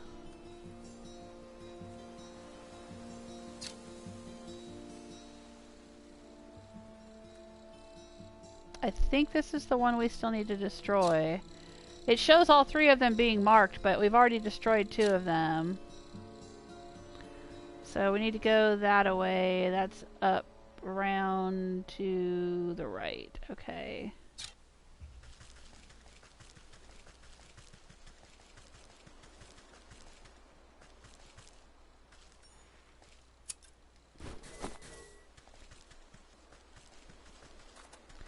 And there's the crying maiden that was the start of all of this.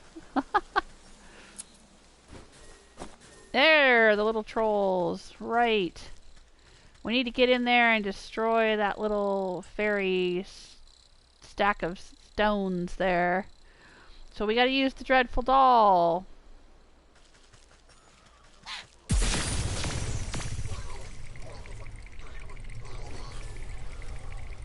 Alright, and how do we destroy it? With the witch's grasp. Okay. Can we destroy these things?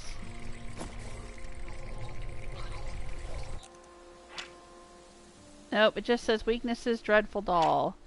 So we can't actually whack these and get anything out of them. But I thought we had to try to get troll snot or something. Oh, there's troll snot there. We scared the snot out of them. We scared the snot out of them. Ah! Oh, I love it. Okay, let's do it again and get some more snot. I wonder if we can, or if it only works the once.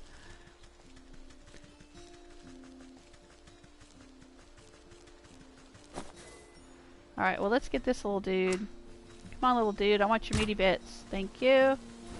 And your lard. Your meaty bits and your fatty bits.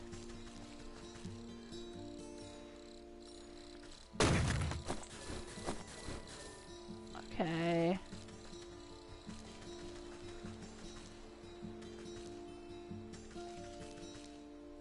Alright, return to the forest Pixie's tree. Oh right, we were trying to collect shards of the mirror for the maiden.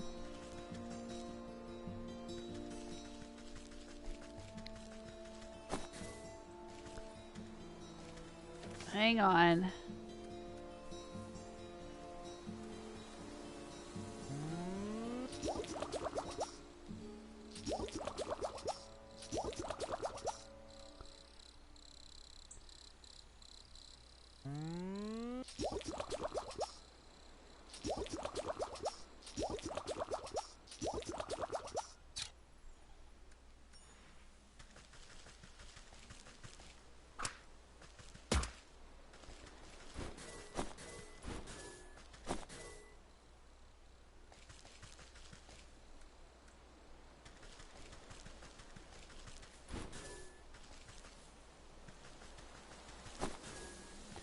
Yeah, we definitely need some more of those herbs and spices. Oh, that's a druid right there. Or, not a druid, a dryad tree. But I need to get more embers if I'm gonna... Hang on. I think there's embers down here. Is this the kiln guy?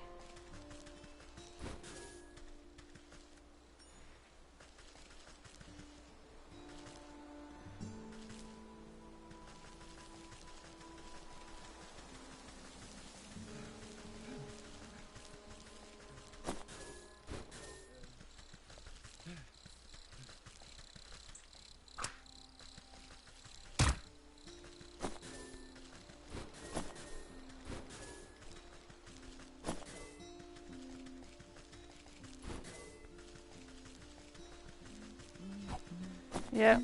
Oh, this is the woodsman. We can dig up his fire. There we go.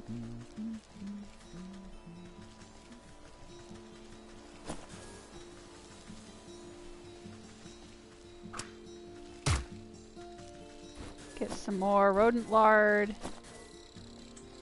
Fatty bits and meaty bits. Woodsy bits. And where's the kiln guy? He had a lot of ashes.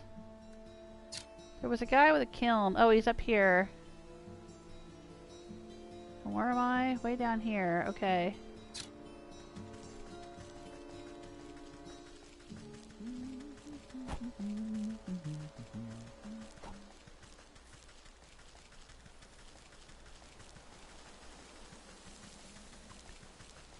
This guy, he's got a wolf.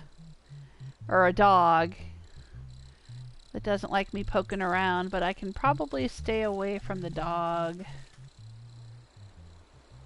Let me see. I don't know if I have any... Oh, I do have a soporific morsel.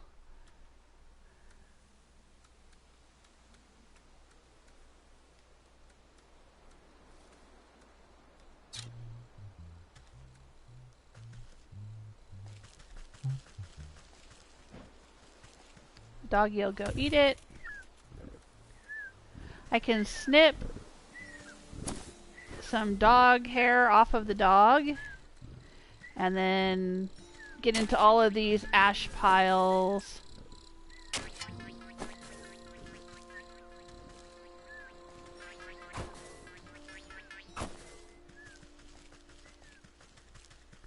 What's back here?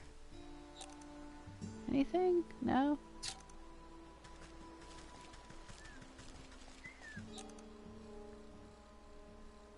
Oh, ash pile over here.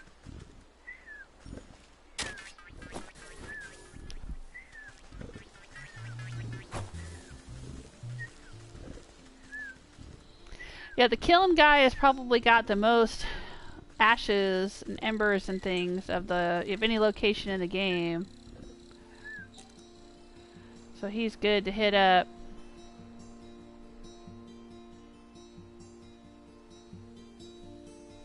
Alright, it looks like that's all we can get here now.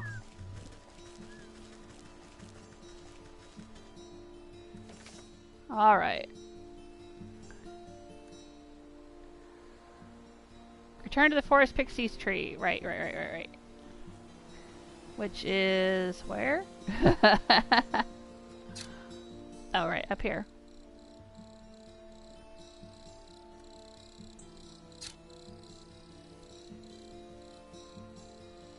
Ah, up here. Alright, let's go that way.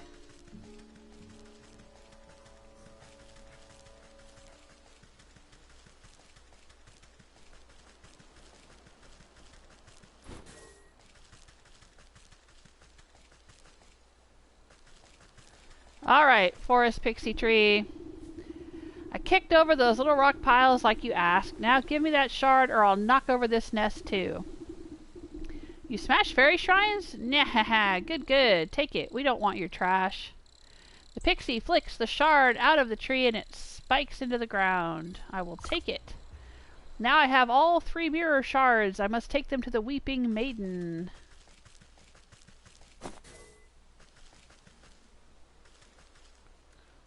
Let's try this dreadful doll one more time.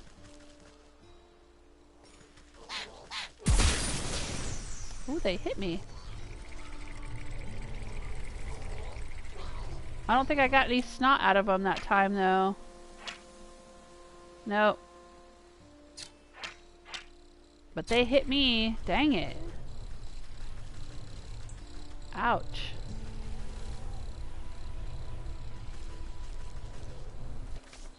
I gotta heal. I think this is my first time healing. Well, they had me heal at the very beginning of the game just to show that it could be done. There we go. Alright, back to the Weeping Maiden. Have you found any of the mirror shards? I wonder where they could be. Yep, here you go, all 3 of them. You gingerly hand over the broken glass shards to the maiden. She's careful not to cut herself on the razor-sharp edges as she slots them into the mirror frame. The pieces click into place perfectly, and the surface of the mirror ripples like the water on the lake. The ripples calm, settling into the form of a pristine crystal mirror. She gazes into the mirror with awe. Look, it's as good as new. Oh! The maiden's reflection ripples and morphs into the visage of a handsome young man. My love, is that you? Overcome with joy, a fresh stream of tears roll down her cheeks. I can't believe my eyes. I don't understand. What happened? Where are you? I'm imprisoned inside my own head. It's horrible here. You have to get me out. You went to the snake, didn't you? Why would you do something so stupid? Listen, my love. I have a confession to make. I'm not actually that good of a musician. What are you talking about? You were so beautiful upon your balcony, a bum like me would never get your attention. So I asked the snake to help me out a little. I thought I could protect myself from the snake's hypnotic gaze with this magic mirror, but then you went and broke the darn thing. I didn't break it. It slipped out of my hand. Wait, don't put this on me. How could you be so irresponsible? One problem at a time, children. We fixed the mirror so it should be able to break the snake's spell now. Yes. Oh, you have no idea how unbearable it is being stuck in here. There's nothing but awful poetry and song lyrics that don't even rhyme. Please, Granny, take the mirror. I can hardly stand to look at this buffoon any longer. Babe, wait! She presses the mirror into your hands. I will take it. Alright. Now we can go deal with the snake, I think? Should be able to deal with the snake. Confront the snake in the fairgrounds. Yeah, okay. That will be this way. Let's get it ready.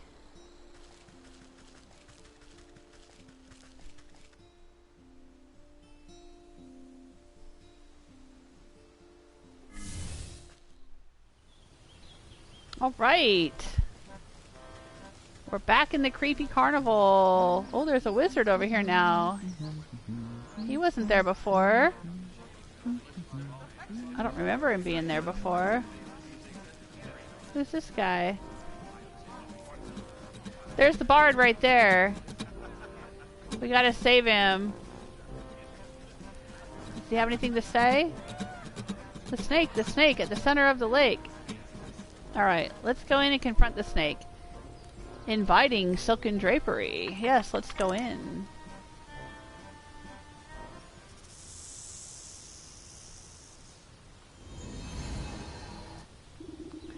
Sudden dread grips the snake as you swing the shimmering mirror to meet his eyes. The mind-altering patterns of his gaze are reflected back to him. Slowly but steadily, the snake leans closer and closer to the surface of the mirror. His forked tongue flicks against the glass and then disappears beyond it. It's so beautiful. Like a length of rope being pulled through an eyelet, the snake rushes forward and vanishes into his own reflection. Oh, dang! The mirror jolts and bucks out of your hand, clattering to the ground. You stoop down, careful not to look too deeply. Oh, wow! We collected the soul of the snake? Hidden in the reflection of the mirror's surface, you can faintly make out a tiny wriggling shape trapped just beyond the veil of this world. The soul of the snake. Cracked mirror quest completed! I think that's our first quest completed. Well, our first story quest completed. We've done a few little side quests here and there. Alright, so we had to collect 4 souls for the goat, and we have collected 1 of the 4. We still need the bear in the forest, the ox in the fields, and the leech in the swamp. Is there anything in here we can interact with or take with us? No. That's a pretty cool rug, though. I gotta say, I like that rug.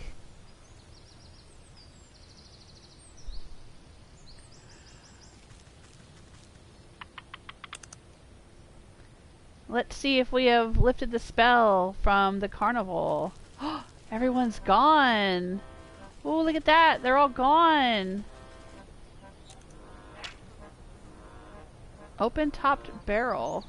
We keep finding these open-topped barrels. I'm not sure what that's supposed to be for. Is it going to end up being important later? Is it a fast travel thing? I can't really interact with it. Oh, look. There's one of those pentacle rugs right here, too. Yep, everybody's gone. Doesn't look like there's anything for me to interact with here. Maybe I already looted that chest. Okay, let's get out of here.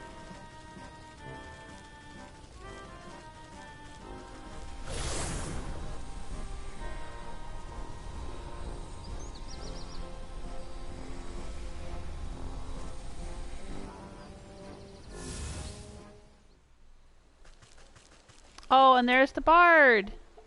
He's with his maiden. Looks like the two of them are working things out. Aww. Reunited Lovers. As he strums, she listens. Both have eyes full of hope. Awesome!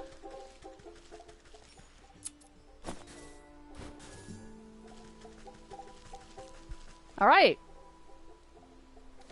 So now, what have we got to do? Right, we've got to deal with the bear, the ox, and the leech. Okay. Bear, the ox. We were doing the leech, so let's continue with that. Crafting a digestive tablet for the Frog King. Are we able to do that yet? Yes, we did get the goblin snot.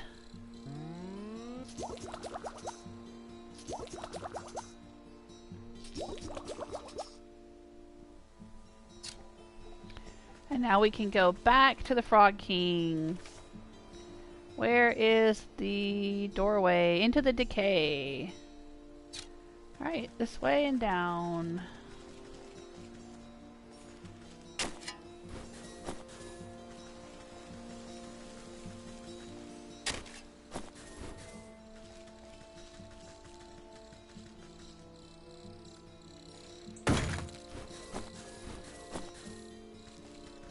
Well, since we're here, I want to grab a few more of these forest herbs, though. I was getting low on these.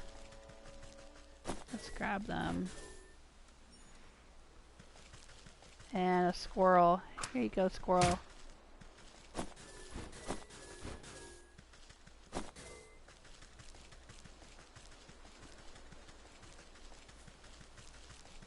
Come on, where's the little green herbs?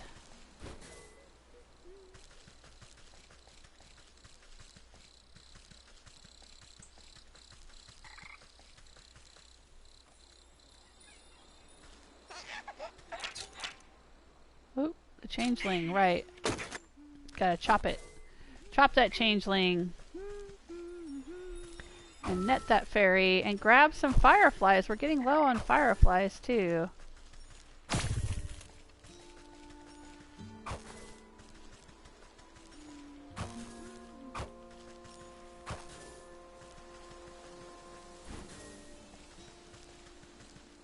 Grab all that while we're here. Because I think we need fireflies to make the cinder box to deal with the dryads. So let's make one of those.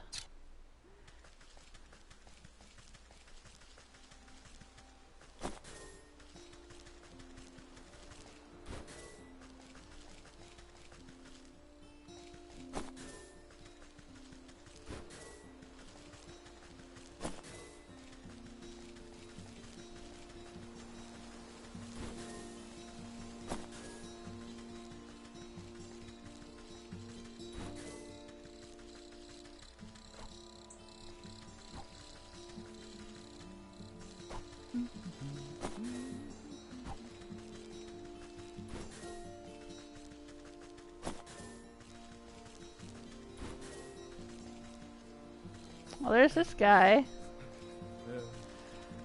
He's part of the bear quest line. We'll help him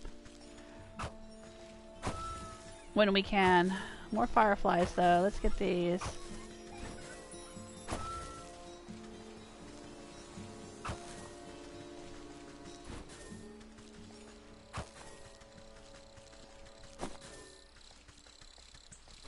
Pick up some flower petals. And we have this stag here. The stag, a stylized image to flatter the self-proclaimed ruler of this region. I'm going to give you a little spoiler. It's a little tiny spoiler. Just a tiny spoiler. If you don't want to hear it, you can duck out for a minute. Spoiler warning. But when I logged off on Thursday after I'd played Wytchwood, there was a little notice on PlayStation that said I'd gotten a trophy. So I was checking it out, and I was looking at all of the trophies in this game. There are not any hidden trophies. It looks like all the trophies are listed out there plain and clear for us to see. And there is a trophy for every soul that you collect, because there's 12 different characters whose souls we have to collect. Right now we're just working on the first 4. The snake, the ox, the bear, and the leech. I probably got a trophy when I snagged the snake's soul. But in addition to those trophies, I think there was one more trophy for completing the tutorial or waking up or doing something early in the game. That's the one that I got on Thursday. But there were 2 more trophies for collecting the soul of the stag and the wolf. And all I know about the stag is that there's this statue here in this beautiful forest glade. And I also know from basic mythology / paganism that the stag and the wolf are also sort of symbolic of, in Celtic and maybe Anglo-Saxon mythology, I'm not sure. Maybe other European mythologies, maybe Norse, don't know, but you know, the stag is supposedly like representative of goodness and the king of the forest, and then the wolf sort of represents evil. Because, you know, ancient people who were beset by wolves were bad, wolves were dangerous, and deer were yummy and edible. You know, if you had a good population of deer, it meant the forest was healthy, I guess. So they kind of came to represent good things, and the wolf represented bad things. So I'm very curious where this story is going to go. I'm assuming once we've collected the 12 souls, then there will be some kind of, you know, big ending quest to deal with the stag and the wolf. So I'm looking forward to that. It's going to be cool. Hello, Gentugo! See you in the chat room. How you doing tonight? I'm back on here playing some Wytchwood. I know I don't usually stream on Saturdays, but I didn't get a chance to play it yesterday because we were playing Stardew Valley. And it's a pretty mellow day today. I don't have anything else going on, nothing I have to do. So I am... Oh, I must have missed some meaty morsels over here. So I'm playing this game today. Playing a little more of this. I've collected the snake's soul. Let's go into the well. There's some goodies down in the well we can pick up too. We might need later on. There seems to be a lot of backtracking in this game. Because you need certain crafting components to do certain things as you get further along. But then those crafting components can only be found, you know, in places you've visited before.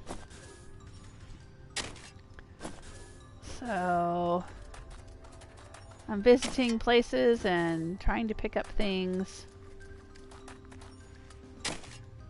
I don't know if there's a limit on how much stuff we can carry or how many things we can have.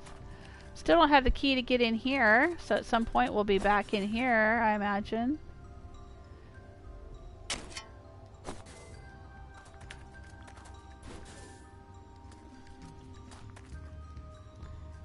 It's still eating that meaty morsel, baked beast or whatever it was we gave it the other day. That's fine.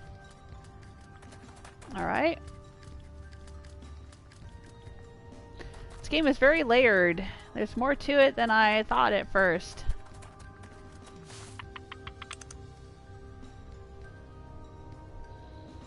But alright, let's get up out of the forest and back to the swamp.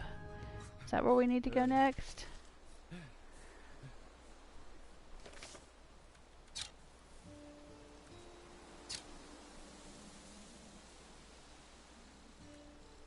Into the decay. Alright, that way.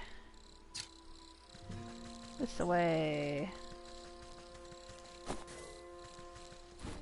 Past the kilnsman. Oh, I wonder if his ashes have respawned. They have. And the dog is awake again. I might be able to get in here and get some ashes.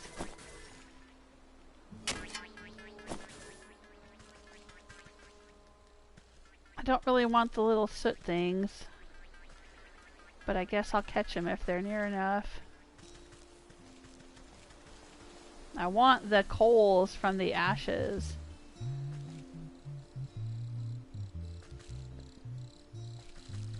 Look at him hiding behind that dog.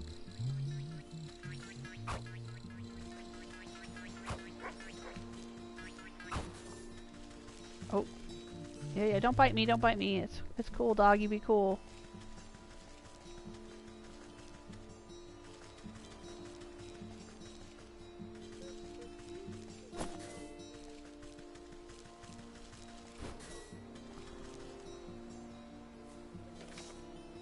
Oh.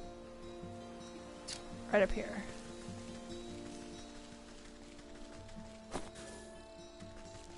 Oh, how'd you get over here?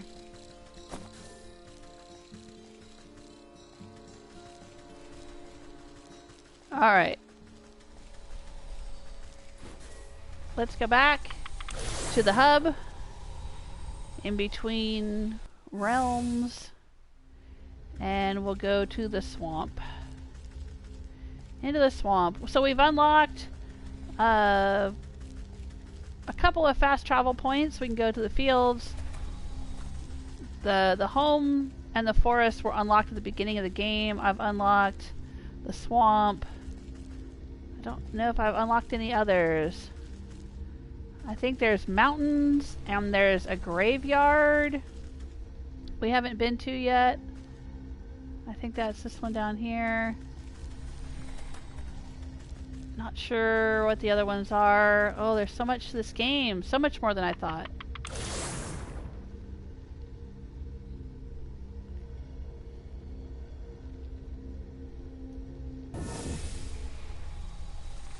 Alright, we're back in the swamp.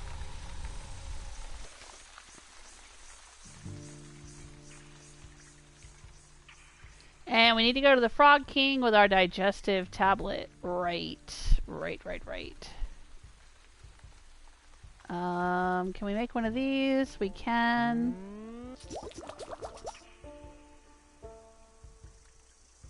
Let's move it. No, you stay there. Let's move this up here.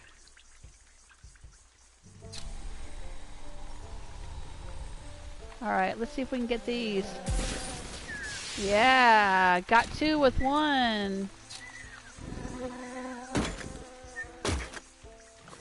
And we'll grab their blood and their Skeeter snoots and their bug Ichor and their hag shroom and everything else. All kinds of goodies. Love it. Love to see it. Okay.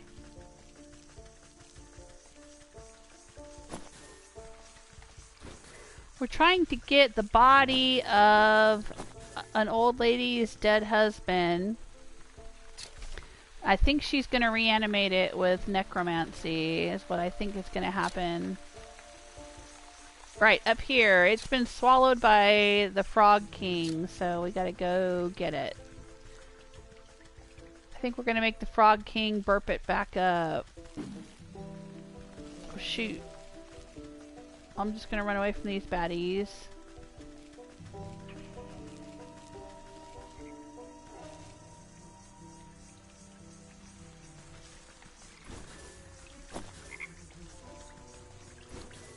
Alright. Alright, Mr. Frog King, I got your digestive tablets. You wrap a juicy looking grub around the medicinal tablets and offer it up to the Frog King. Your Majesty, I really must find the whereabouts of that gentleman. Perhaps this small tribute will persuade you to loosen your tongue. The frog gulps down the tantalizing meal without a thought. Ah, a delectable gift. Thank you, my pretty. Now, I already told you where. His nostrils flare for a moment. Then he sneezes, sending specks of wet mucus flying. The frog's throat suddenly expands, filling with gas. The belch that erupts from his lips resonates so loudly that the entire swamp ceases its buzzing. You avert your eyes, but the noise and smell of the frog's explosive eruption almost knock you off your feet. Great Glinda's ghost, what a stench! The frog wobbles on its legs, looking thoroughly emptied. He teeters before rolling his huge body back into the swamp with a thunderous splash.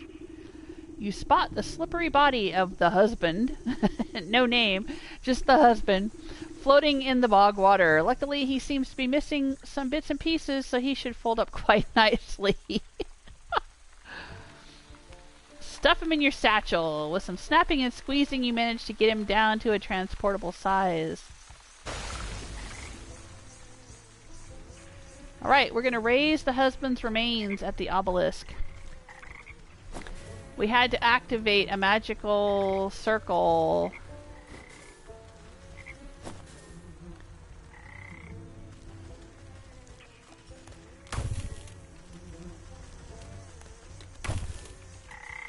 I have so much frog juice at this point. Oh, watch out for the drake. We put him to sleep earlier. I can't remember what we used. I think we used the Snackrifice, right.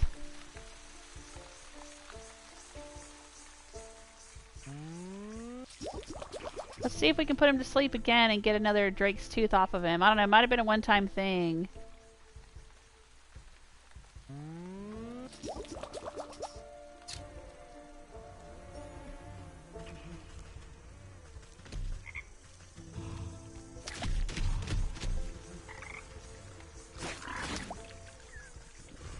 Yeah. Oh, nope, we got another one. That's all we can get for now. Alright, well, we got it anyway. In case we need it later. You never know. Never know in this game. Alright, back down to the circle. Oh, there's another dang mosquito down there. Let's see if we've got one of these. Let's make one. In case we need it. To deal with the Skeeter.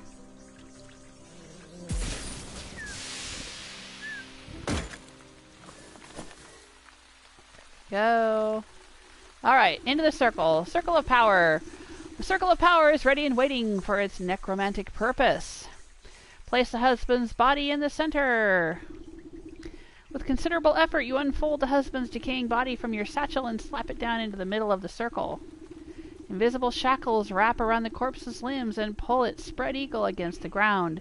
Strange mist rises from the obelisk, casting everything in a sickening green light.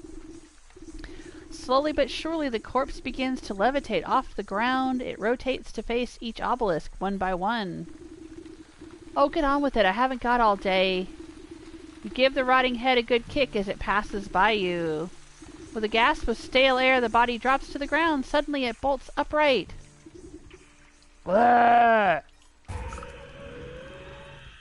Alright, we have a zombie husband.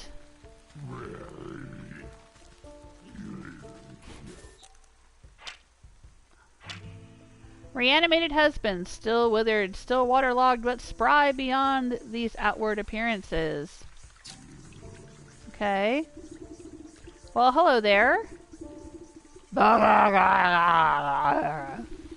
You caused me a lot of trouble, you know that. The reanimated corpse claws at his throat. Oh, sorry, wait a moment.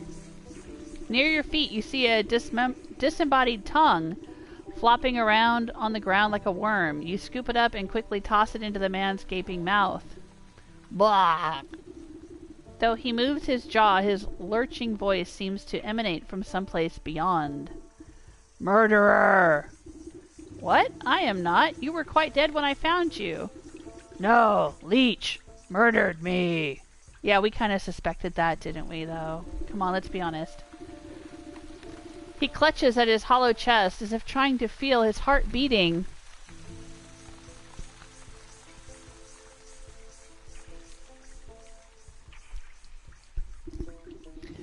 Gave me plague, drained my blood. Leech murdered others. He swings a limp arm towards the body-filled bog. I knew there was some awful stink about that sick house. What sort of doctor infects her own patients? Check her office, find proof. Yeah, we saw that bottle in there, but we couldn't interact with it when I was in there earlier. Don't you worry, I'll make sure that parasite gets what's coming to her. But you should head back home. Your wife is worried half to death about you. He turns and looks longingly over his shoulder. You can hear his vertebrae popping. Yes, I late. Aww. As he shambles into the choking mist, he gives you a crooked nod of thanks. Aw, cool. I've helped 2 sets of lovers now at this point.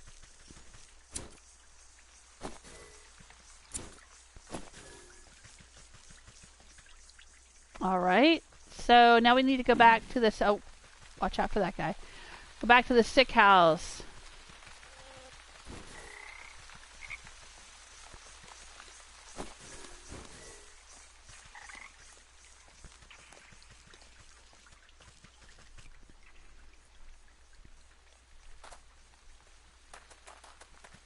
Search the Leech's office in the sick house. Yeah, I already did that, but I guess I did it out of order. I had to wait until the right moment in the quest line. Alright. Hello there, Leech. Now maybe we can interact with the... Oh, wait a minute. There's a bookshelf here. The wine bottle lit up before. Yeah, crimson wine.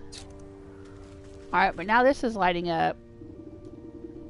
While the Leech is busy with her patients, you rifle through the contents of the various cabinets in her office. Mostly dried herbs and potions. Nothing seems out of the ordinary. That is, until you notice a suspicious-looking bookcase set against the wall. The books are all fake, just chopped-down spines glued to a solid plank. Your fingers race across the medical titles and quickly find a loose volume. With a click of a switch, the whole bookcase swings open to reveal a secret compartment. Your heart jumps at the sight. Racks upon racks of bottled blood are arranged like fine wines. Each vessel meticulously catalogues the name, description, and age of its source. It looks like that thirsty slug's been sapping the living for years. On a nearby table you spy a decanter half filled with ruby red liquid. You wonder whose blood it contains. A dash of salt would remind that slimy worm that there's worse things out there than bloodsuckers. Salt the Leech's wine. Oh dang, do I have to make the salt? Can I make the salt?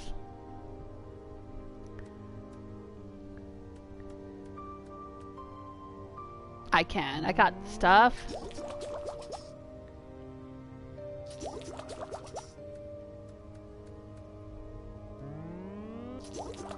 Spirit salts, assuming that's what I'm supposed to use.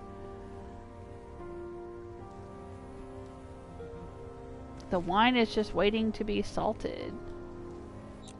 Yeah. Oh, there it is. Okay. Let's put the spirit salts into our inventory.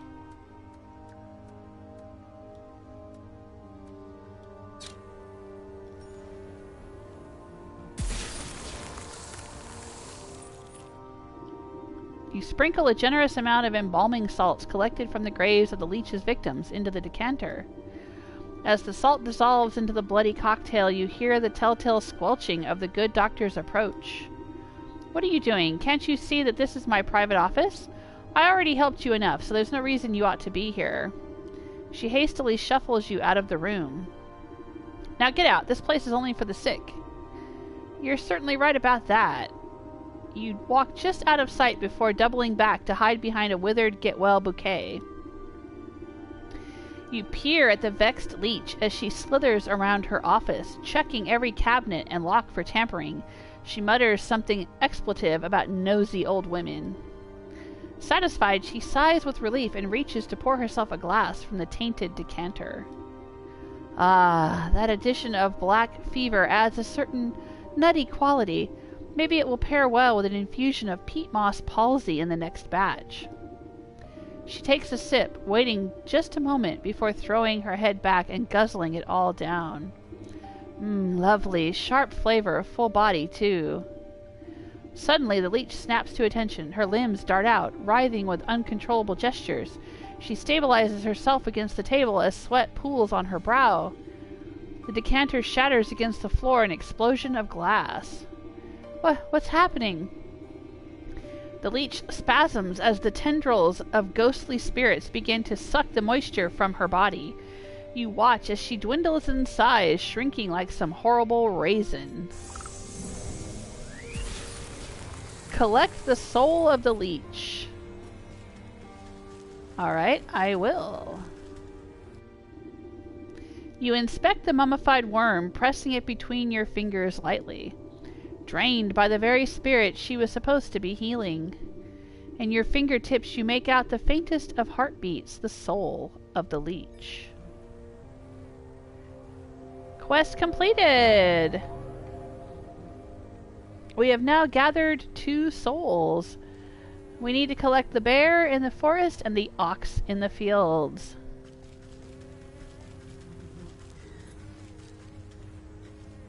Oh, the nurse is in here now.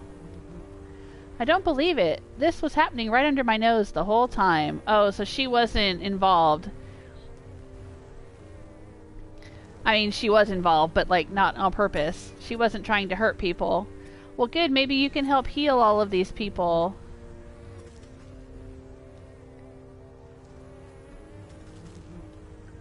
I'm feeling a lot better. The air in here is cleaner somehow.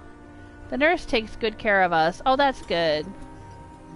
Feeling much better now. Oh, that's awesome. Now, see, there's still a barrel in here, and I don't know what that open-topped barrel is for. Maybe it'll be important later. Alright, out of the sick house. Let's get out of here. Woo!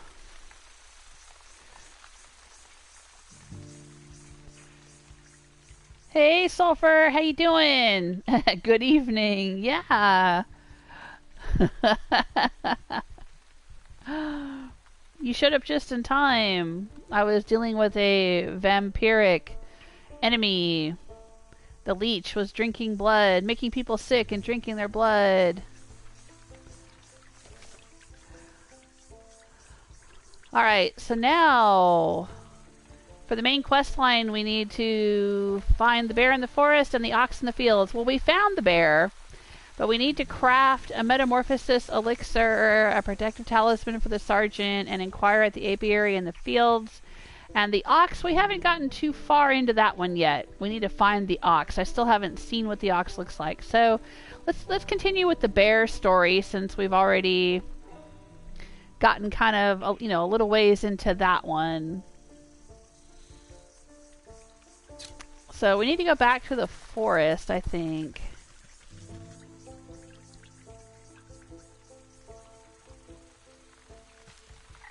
We need to leave the swamp.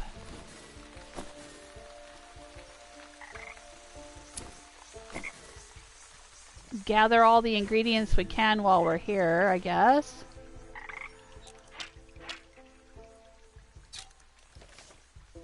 Can I make some more bait sticks? What do I need for that? Oh yeah, I can make lots of bait sticks now.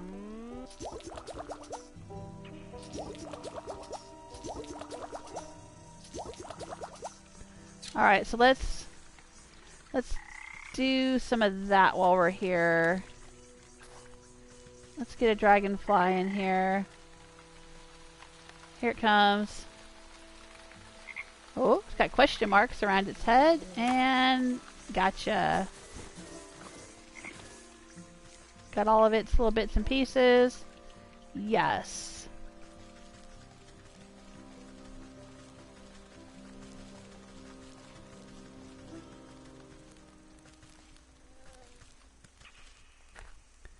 Alright, there you go, dragonfly. Come get it. Num noms.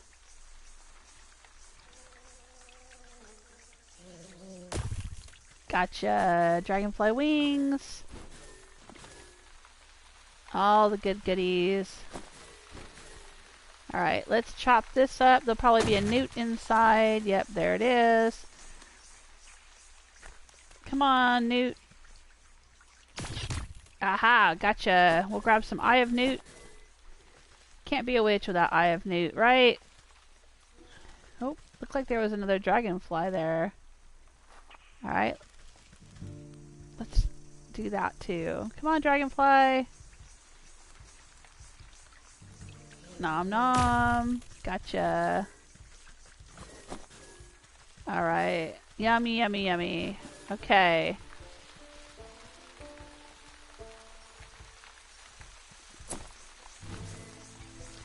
Okay. Let's take a look at where we need to go this way to get out of here. The rotten aperture. This is fast travel point to get out of here.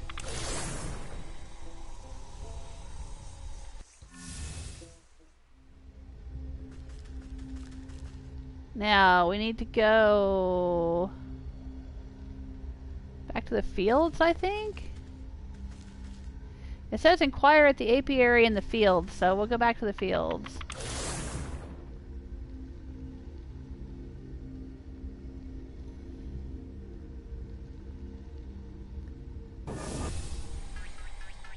And we'll check the quest.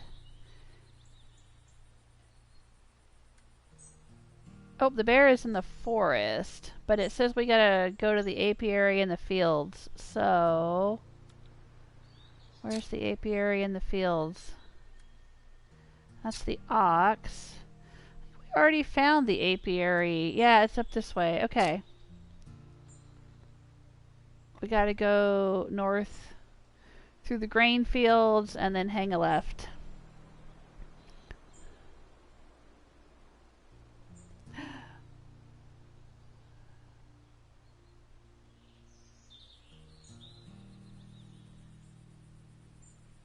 So for saying this game looks gorgeous. It is, it's nice. It's got really nice art style.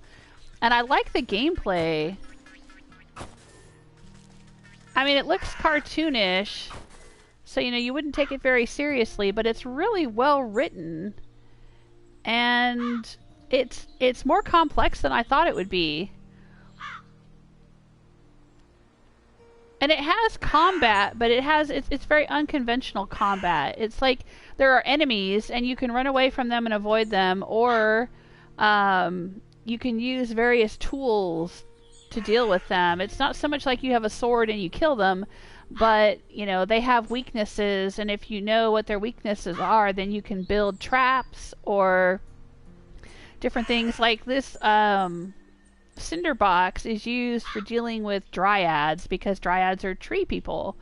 So, you know, you set them on fire and stuff like that. Like there's different ways of dealing with things in the game, and you can heal yourself if you get hurt. So I do have 3 little hearts of health down there, but it's crafting and gathering. There's a lot of gathering ingredients and making things using tools. I'm going to grab this grasshopper. But yeah, it's really pretty and it's really funny. There's a lot of really bizarre stuff in it. Like that changeling I just chopped up to get its roots. Oh, there's another changeling right there. They laugh like little children, but you have to whack them with an axe. Which is just in itself hilarious. Oh, let's grab some of these ashes while we're here. Let's go grab the soot sprites.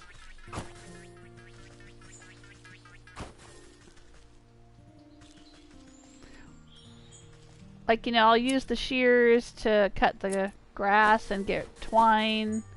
And the twine is used to make things. Alright, but let's go finish the quest. Okay, we gotta go right to the left. Okay, we'll go up this way and to the left. Through the grain fields. Grab some grain because we can use that.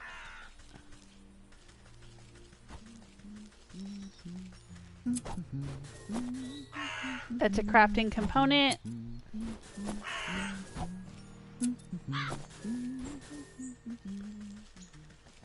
Alright, let's go this way. Ooh, it's one of those turkeys. It's a bunch of turkeys. We haven't tried the digestive tablets on the turkeys yet. They're enemies, we gotta watch out for them, but...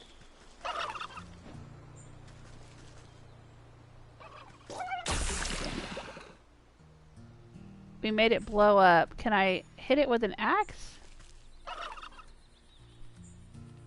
I can't really do anything with it. Yeah, it doesn't say. It just says give him digestive tablets. What did he drop? Turkey gizzard stone. Okay.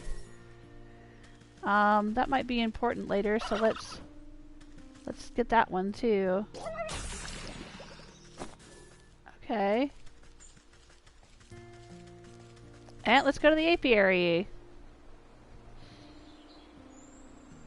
The bear likes honey mead and doesn't have any, so we're supposed to be getting some honey for the bear. But we're actually going to try to, I think we're going to try to poison the bear. I think that's what's going on, because the bear is an asshole. Hello, beekeeper. Heidi-ho, I'm afraid we're closed for the season. Closed, but I need some of your honey right away. Sorry, our supply was cleaned out just a little while ago. Funny little man with a cart. You just missed him. Yeah, I've met him. He is the quartermaster for the bear, but he had a bit of an accident on the road. I need to collect some more honey for the lakeshore camp. The bear? Well, that explains why the quartermaster purchased so dang much. I heard that lumbering bully would steal the nectar from a larva if it'd suit him. My poor bees have already worked themselves half to death for that order, and they don't have any honey left. I wish I could do something to help you, but the only honey left in the entire apiary is Her Majesty's personal reserve. Her Majesty? Why, my sweet spring flower, the jewel of my crown, the golden sun of my... Yeah, get on with it. My beloved queen, she's as lovely as she is wise, and resides over her flowered kingdom. A shrill voice pierces the meadow and sends chills down your spine. Oh, is it the queen bee? Oh, that's cute. Slave, where is my dinner? I order you to bring me the finest sunflowers. Right away, my love. And make it pretty this time. I don't want another one of your dandelion bouquets like some common wasp. Yes, my sweet. I think I had better have an audience with the queen myself.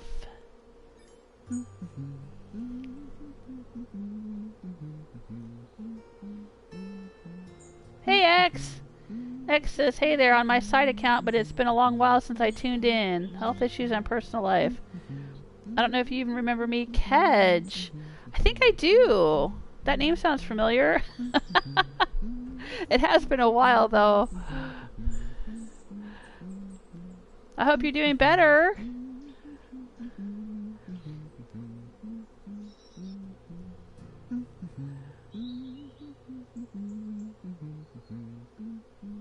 Sulfur says the game looks laid back and feels good. And feel good. Yeah, it is. I mean, it's funny and it's kind of edgy. It's a bit dark, you know. I mean, I'm supposed to be this evil witch, and I've made a bargain with the devil. I mean, they don't say that outright, but there's this purple goat that doesn't seem to be a good guy. And, you know, the humor in it and stuff, I wouldn't say it was like a kid's game, right? But, yeah, it's funny. It's fairly relaxing. I don't know, but it does keep you on your toes a bit, though. I mean, I do have to pay attention and, you know, avoid enemies and make sure I've got enough ingredients. And it's really cool for someone who maybe, you know, like me, who loves gathering, you know, scavenging, picking up everything that's not nailed down, and doing alchemy and crafting and putting all the ingredients together to make things. It's really fun. I'm enjoying it.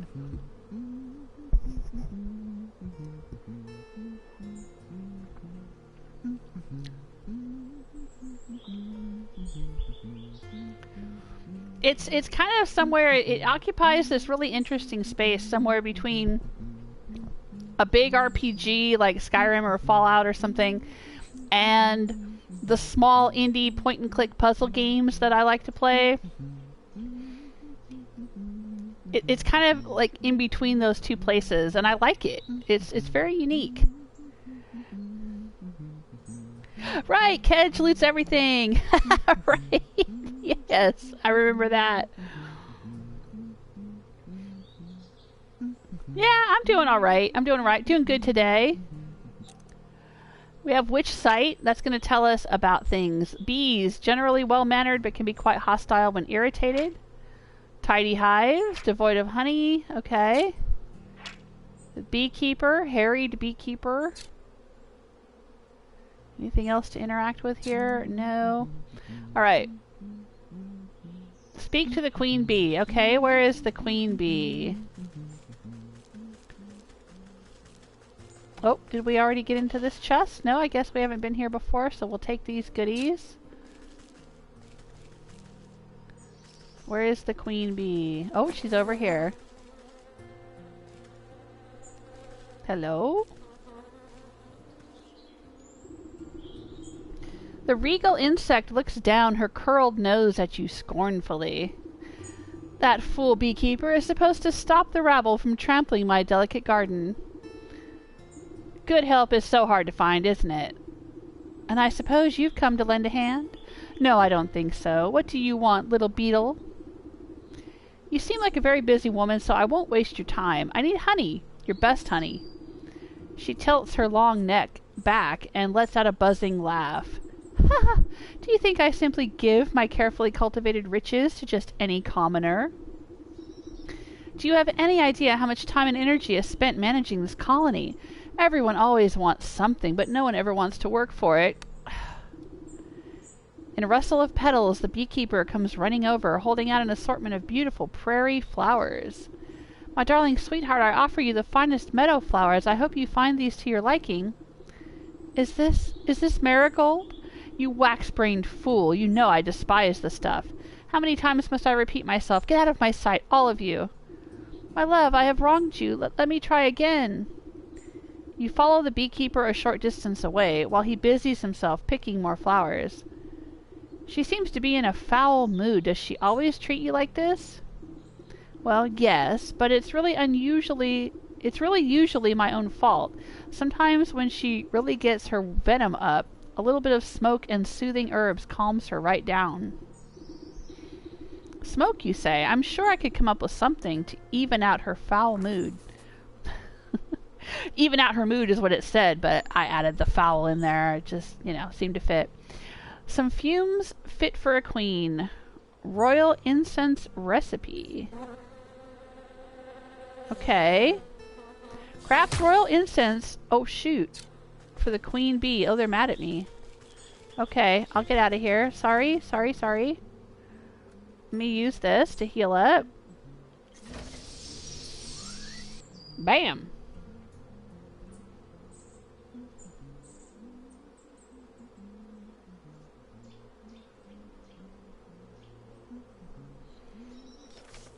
Alright, let's see.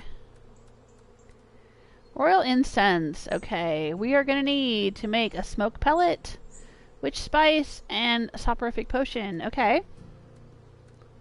I think I can do that. Smoke pellet. And witch spice? Sure. And what was the other thing?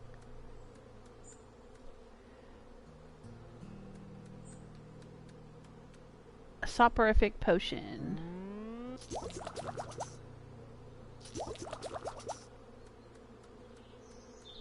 Okay, we got it. Let's craft it. Alright. Craft incense, royal incense for the queen bee. Okay, so who do I talk to about this? Oh wait, I gotta craft a protective talisman for the sergeant too. Do I have this stuff yet? Magic paste and wickerwork. Okay, hang on.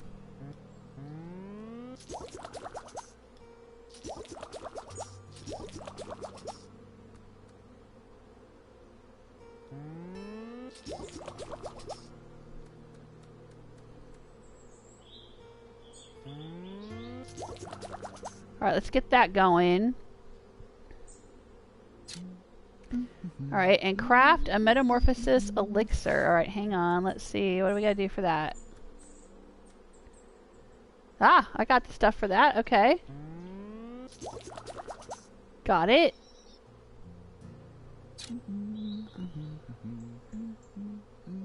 So now, what do I do? I guess I take the incense to the queen bee.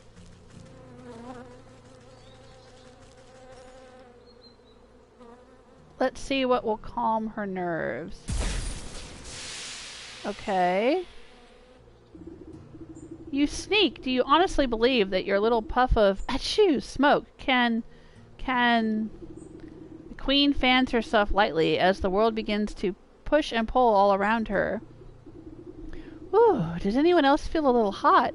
Anyways, as I was saying, you can't just... The sparkling sun bears down on the queen like a warm summer's embrace. My, look at all of these beautiful colors. Have they always been so bright? The queen bee stretches her arms across the sea of flowers, brushing the tips of their petals gleefully. She arcs her limbs through the myriad of colors swirling about her head. It's gorgeous. Oh, and what's that delicious smell? Cracking into the waxen walls of her hive, the queen pulls out a golden honeycomb. She proceeds to messily stuff the honey under her face. Oh, delectable. Oh, it's so good. You simply have to try some, my dear. I've never tasted anything so delicious in my life. She offers up a sticky handful to you. Why, thank you, my queen. The queen holds out a shimmering honeycomb. Alright, I will take it. Alright, is there anything else I need to do for her? Oh, open the hive. Oh, I guess it's already been opened. She seems half asleep but still feasting on honey. Okay.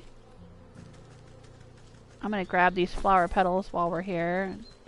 Avoid the bees. They sting.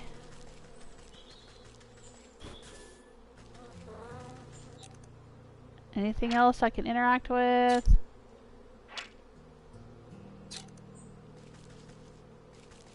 I can't seem to get into the hive at all. She gave me the honey I needed, so I guess I'm done here. Collect honey from the apiary. We got that. Let's take a look at our journal.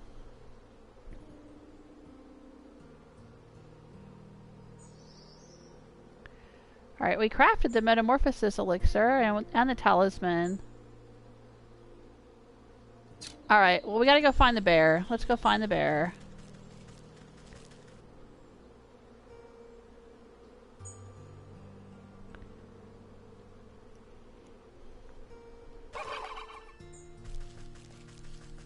Let's avoid the turkeys.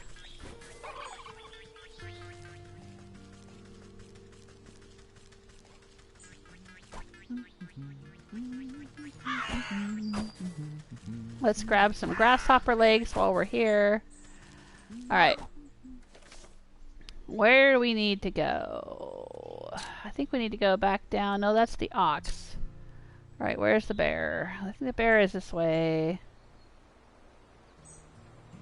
No? Oh, is the bear back in the forest? Oh no, the bear is here. We already got that. Alright, I'm a bit confused.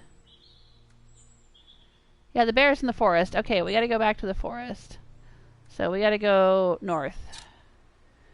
Alright, no worries.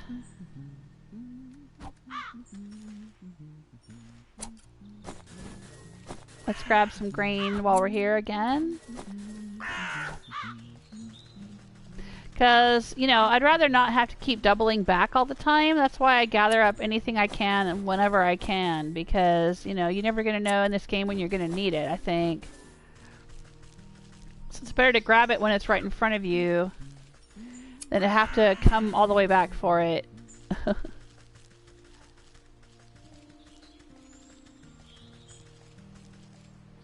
Alright. Let's go north.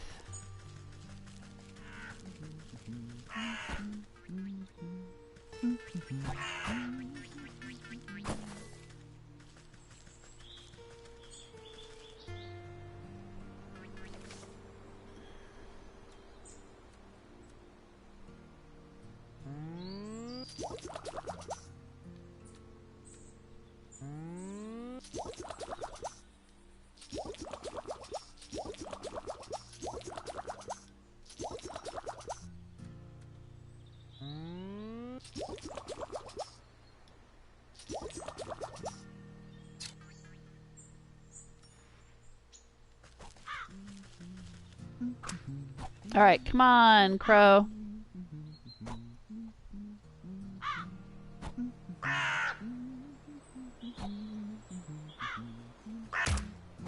There we go. I'm not sure how many crow's feet we're gonna need later on, so I want to grab them here while I can.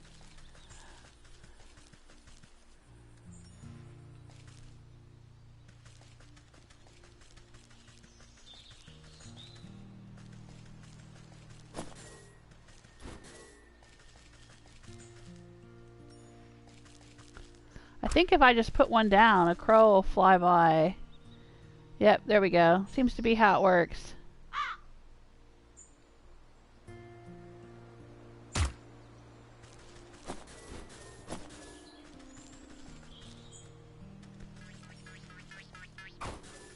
Got it. Alright. Back to the forest. Oh, thank you, Sulfur! Sulfur dropped a tip in the tip jar. Oh, I appreciate it.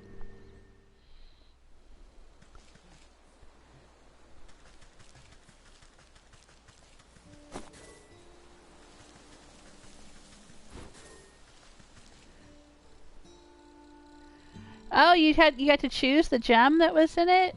In the little pop-up? Oh, that's cool. Yeah, thank you. The gem is perfect. I wondered why that gem was there. Oh, Gentugo says poor crows.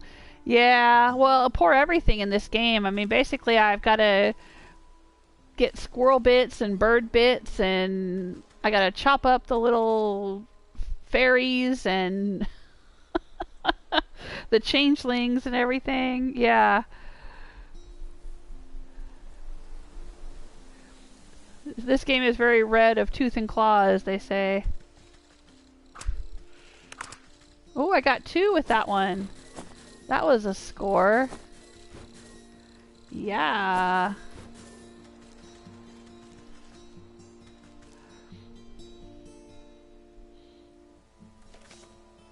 Alright, let's see. Alright, there's the bear. Okay, but the bear has a camp. And I think we need to get to the bear's camp, which is all the way up here. Okay. So we gotta pass...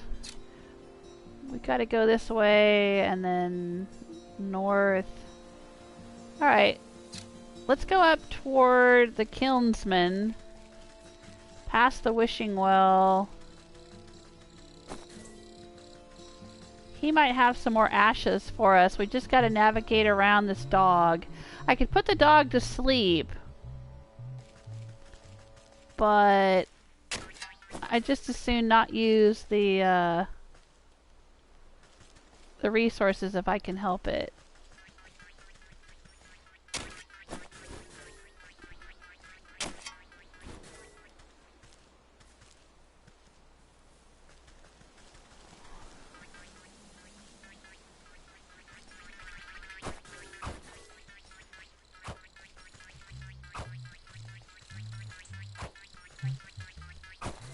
Got it.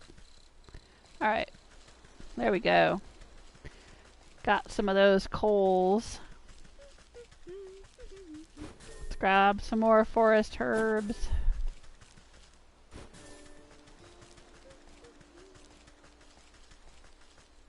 Alright, and where do we need to go? Oh, this way. Oh, we're in the right direction. Okay, let's keep going this way.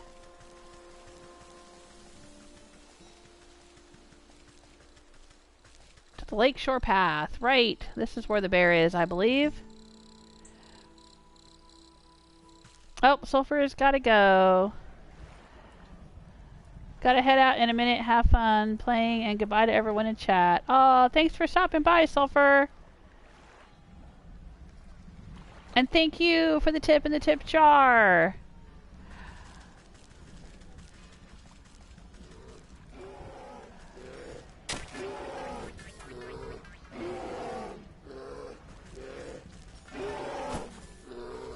Alright, so there's the bear. He's a very angry bear.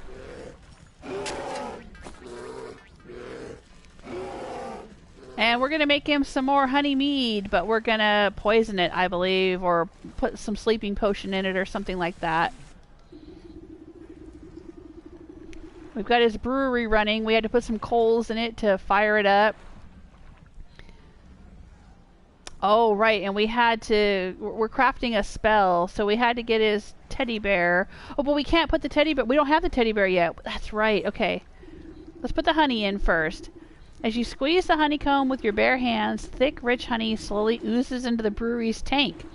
Too sweet for your taste, but then this potion is not for you.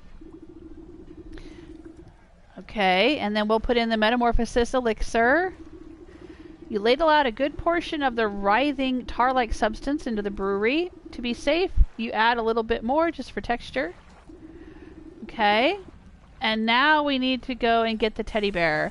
We couldn't get the teddy bear until we gave the captain, or the sergeant, or whatever he is. We have to give him the protective talisman. Oh no, did I just use it? Ah, dang it! Here, this ought to shield you from harm for a time. Oh, okay, I guess it's letting me give it to him anyway. He grins nervously as he puts the charm around his neck, then he clobbers himself in the face with his own fist. Wow, you weren't kidding. Haha. That's nowhere near the kind of punishment this bear can dish out. I better find some more stuff to test it out with, then I'll give that bear a piece of my mind. He stumbles off into the camp to find other objects to try against his newfound protection, leaving the bear's tent unattended.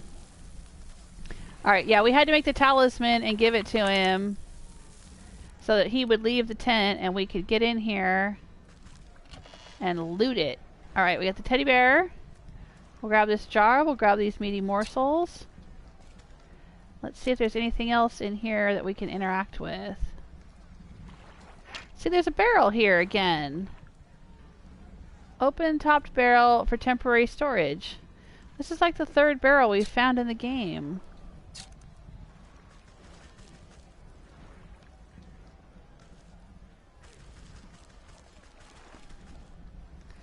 It's a pretty cool room though.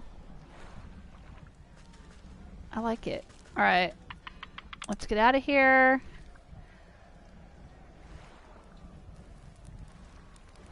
Let's go put the teddy bear into our potion.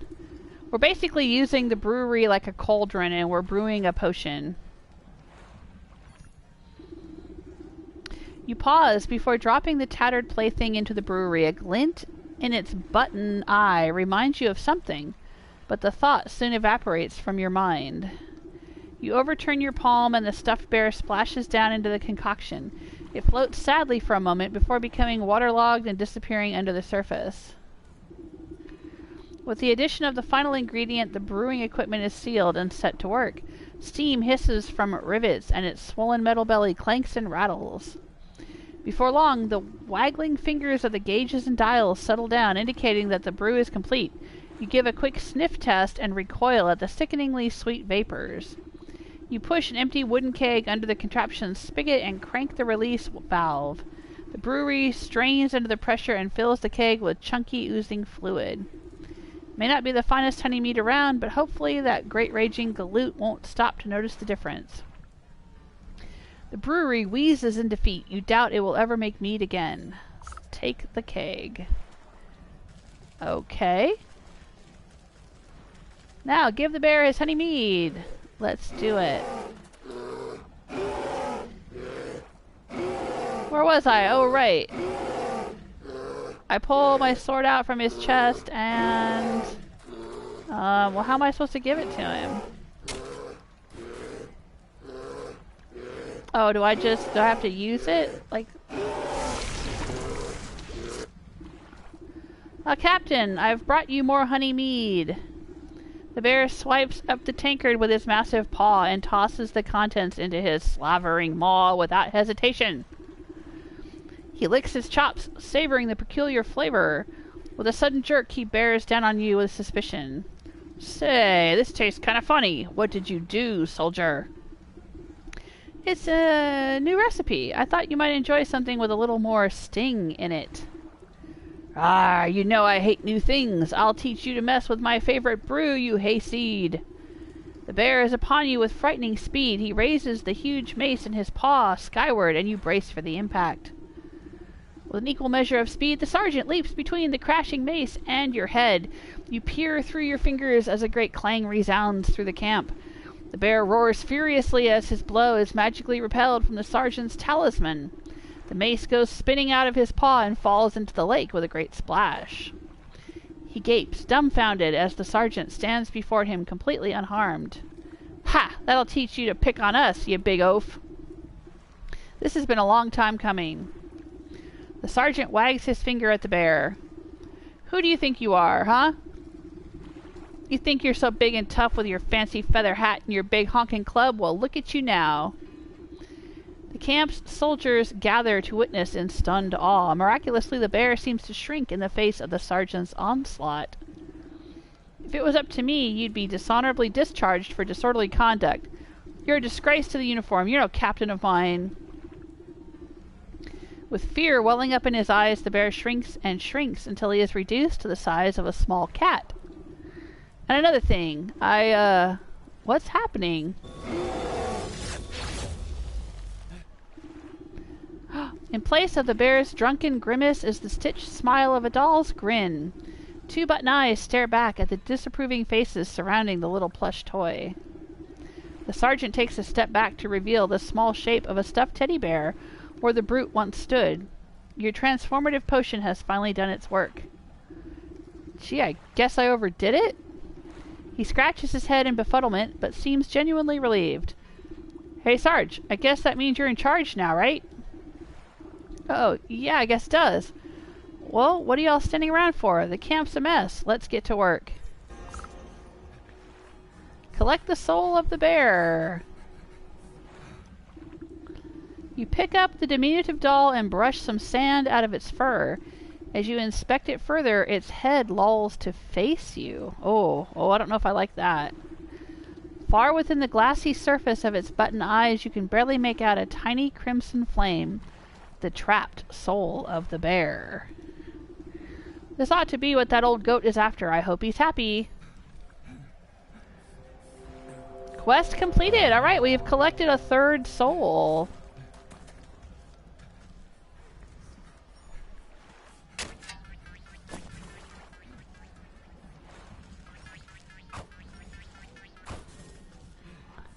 Oh, here's this guy. Is this the quartermaster? What a relief. With the bear gone, we can all rest easy. Alright. I guess I took care of that. Anything else around here? Nope, not really. Alright. Now all we need to do is deal with the ox in the fields.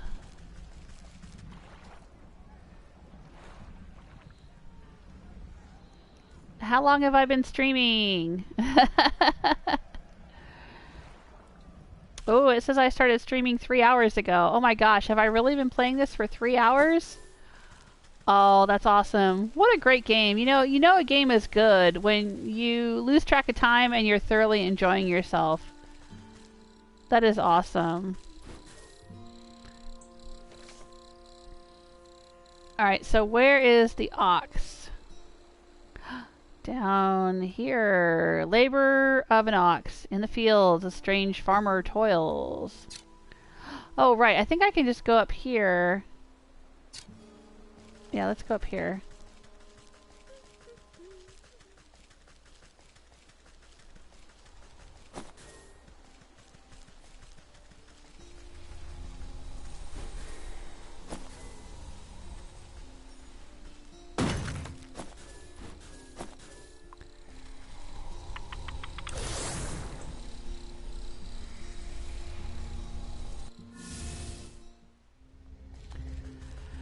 And then we'll take this to the fields.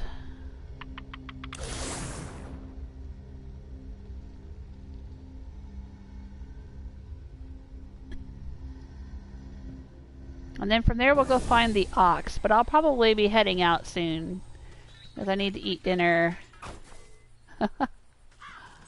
Alright. Oh, yeah, it's right here. Okay, let's go this way.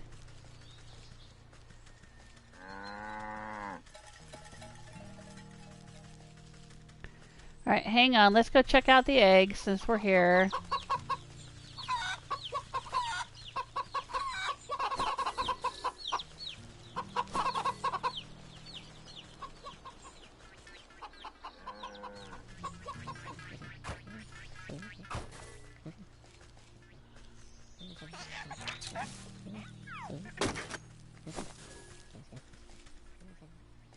I keep hitting the wrong button. That's why that keeps happening.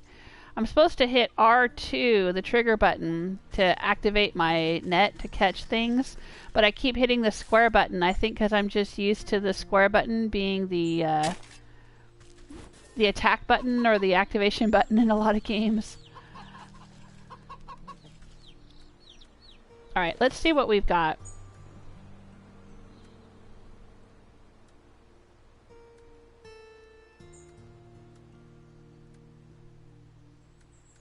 Alright, we've got 2 things of water. I don't know if we have any milk. I don't think we do. Let's go get some milk from the cow, since we're here.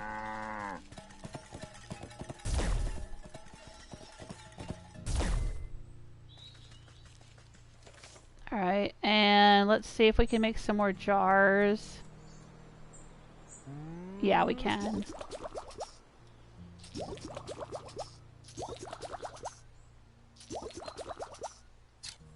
Okay.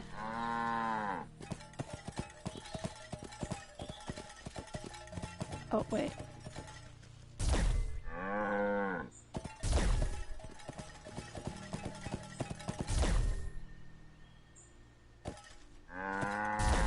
Alright.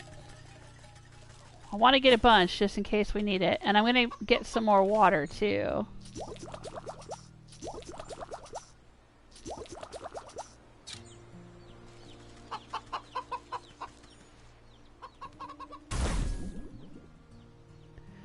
But I'm going to leave a few jars empty because we also need jars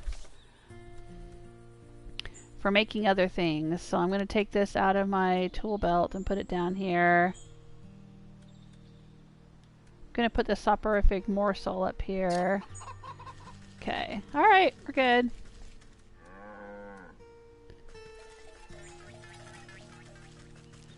Let's head down here to the Ox's farm. Okay.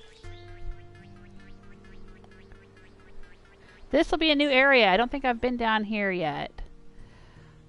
We'll take a look at the journal and we'll track the Ox quest. Okay. So, we had spoken to a farmer who was telling us, the Vegetal Farmer in the fields, was telling us that the Ox seems to be running his family farm without his family. His family seems to have disappeared. So we are here to meet the Ox and to find out what in the heck is going on. Oh, that seems to be the Ox there. Let's take a look. The Scarecrow is eerie. Easy to see why crows don't like it. And the Ox. Sweat pours off of enormous shoulders. Labor unending. Okay. Let's go see what else we can find here. Oh, there's a changeling in here. Let's get our axe ready. There we go. And there's a farm dog. This pooch's barking, biting ears are well behind him. Okay, well, we don't need to worry about him then. We'll grab an egg. Let's see if there's anything else going on around here. Can't go in the house. Oh, there's another open-topped barrel that we keep finding everywhere. Rich topsoil.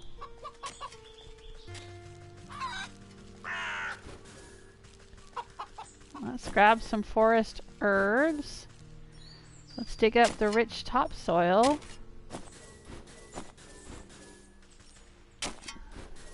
Yeah, alright, got some more clay.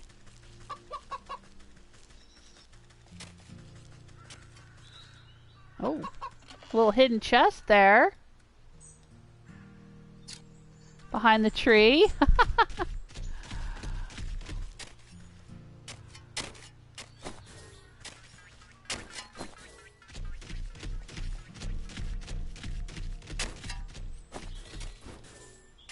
Alright.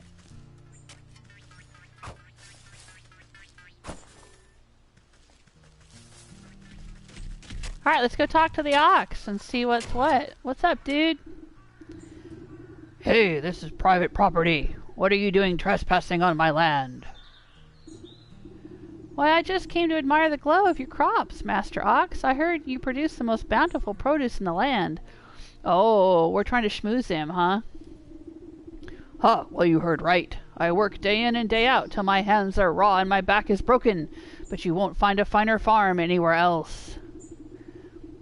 You're sure to take first prize at the Harvest Festival again. You and your family must be so proud. The ox spits on the tilled soil. Pah!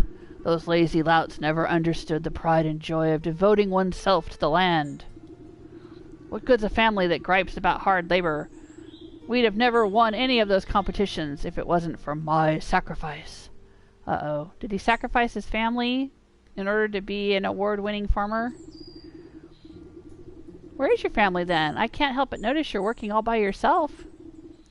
If you must know, those damnable bandits out by the South Bridge stormed in the place one night and stole them away. Bandits? You don't seem very concerned about getting them back. Huh, I'm better off. For all I know, they could have been already ransomed off for fertilizer. But if you're so worried, why don't you go and talk to those bloody brigands yourself?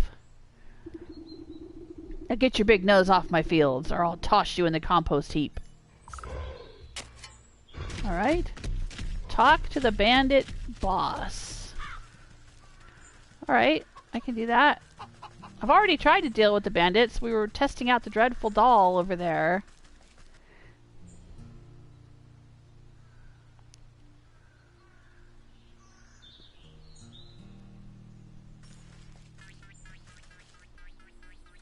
Alright, so where do we need to go? Is this the bandit camp here?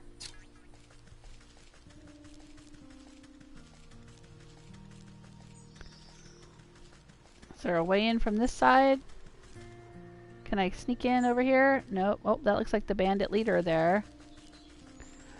I wonder if I'm gonna need to make a dreadful doll so I can get past all these bandits and talk to the bandit leader.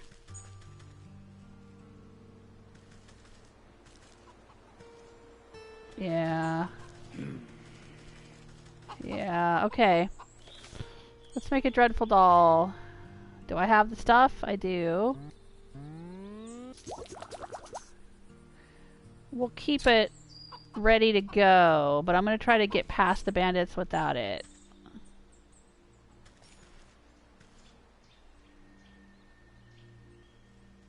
They're kind of guarding the entrance though, aren't they?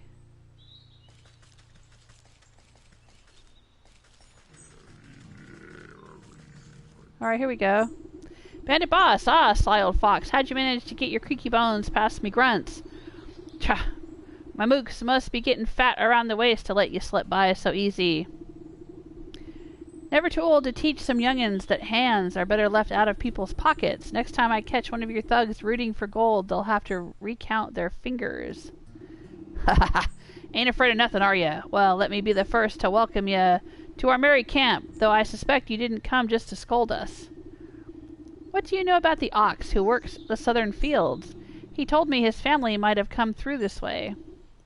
Oh yeah, we know all about the ox. We also might have seen that family of his, but on the other hand, maybe we didn't. What's it to ya? Listen up, you big lug. That information is just about the only thing stopping me from changing the whole lot of you into stinking chickens. Alright, Granny, no need to get upset. We was just playing games, you know. Yeah, we seen that family, a boy and his mom, if I remember, always walking in that big ox's shadow, always looking afraid of him, too. So you didn't kidnap them? Where are they now? You know, you remind me of me dear old ma. She didn't take no guff from no one neither. She used to bake the most delicious meat pies. I sure do miss her cooking. Me and the boys have been awful hungry lately. Thieving is hard work, and crime doesn't always pay. Say, do you know how to bake? I even got Ma's pie recipe right here. Who knows, on a full stomach, I might even remember something about that missing family. This brute could use a healthy helping of crow. Okay, I guess we gotta make him some humble pie. How do we do that?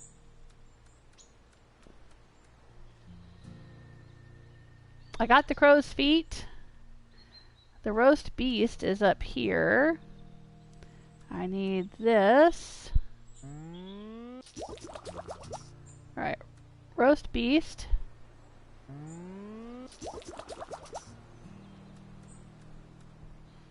And what's that one in the middle? Dough. That's new. What do we need to make dough? An egg, some grain, and some milk. Well, I've got all of the above. Got it. Alright. Cool. With some crow's feet in it. I don't know about that, but okay. Alright, I got the humble pie.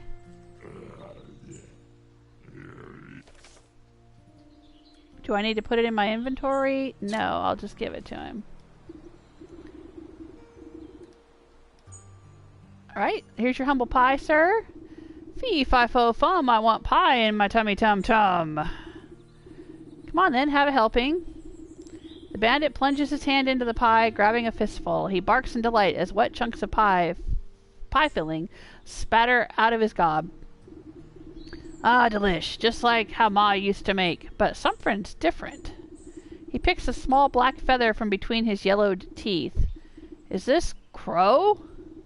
I figured you could do with a serving of humility. The gargantuan man's lip begins to quiver. Great watery tears well up in his beady eyes. What's the matter, dearie? Are the spices too strong? Sniff. No, it ain't the spices. Sniff. It's just... He deteriorates into great shuddering sobs that shake the camp. Ma always said I was a bad seed. Said I weren't good for nothing but eatin' and thievin'. But all I really wanted to do was dance. Wait a minute, isn't this the plot line from Tangled?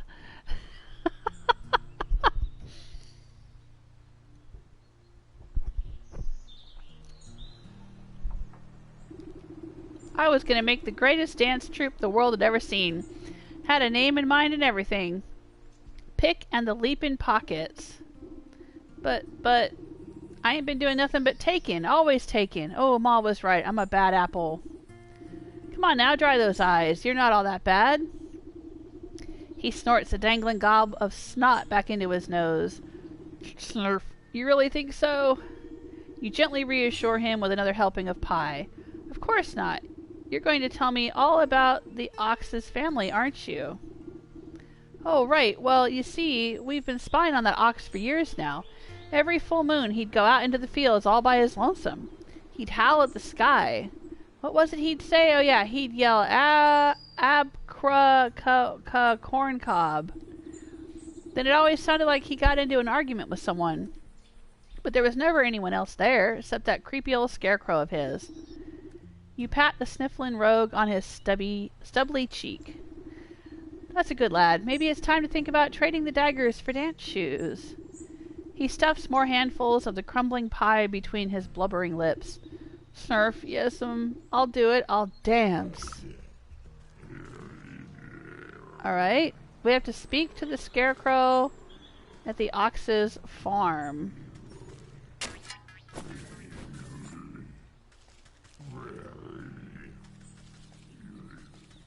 Alright, I guess his bad guys are still gonna come at me here. Doghouse, fortunately empty right now. Can I go in the doghouse? Nope. Oh, I can open this chest though.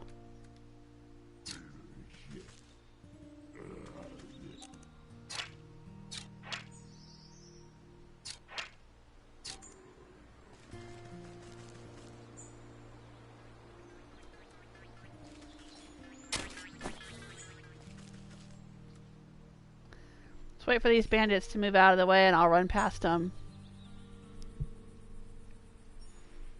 Come on, dudes.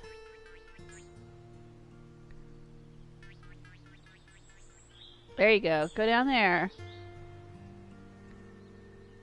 No, don't come at me.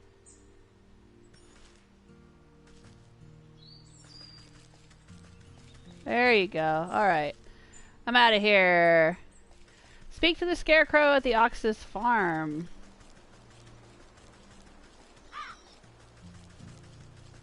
Alrighty. Let's go speak to a Scarecrow. I knew there was something creepy about that Scarecrow, but the game wouldn't let me talk to him. Until now. This eerie simulacrum of a human sways in the breeze. Its lumpy face seems to leer down at you as if expecting something. Ah, Abraca-corncob? The figure creaks against its pole as its vegetative head twists to look at you. It takes a wheezing breath, expelling a moth from its mouth hole. Hello, yes? Have you come to strike a deal with the great and magnanimous Harvest Master? No thank you. I'm involved in quite too many dark contracts with supernatural beings already. Why then have you summoned me? Has the Ox made a deal with you, perchance? The Ox? Why, yes. Terrible trade, I say, but a deal is a deal. What sort of trade? Does it have to do with his missing family? Yes, he said he wanted to win pretty prizes, grow the best crops. Said he would give up anything in the world. So he offered me his wife and son, and I'm not one to refuse a bargain like that. Where are they? What did you do with them? Don't worry, they're fine, but as long as I make the crops grow, they belong to me. And if the crops should fail, your deal would be broken. Ha! I am the great harvest master! My harvest will never fail. We'll see about that. I better take a closer look at these prize-winning plants.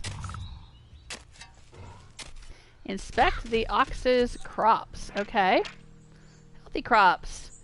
These crops are robust, thriving beyond anything else nearby, but their weakness is the withering can. Okay. These stalks don't look so sturdy to me. A good herbicide ought to shrivel these right up. That'll teach the Ox a lesson about proper agricultural practices. I'll need a sturdy enough vessel to hold the poison, though. Maybe I can convince that vegetal fellow to give up that nice big watering can of his. Alright, so I gotta go talk to the vegetal farmer in the fields. Okay.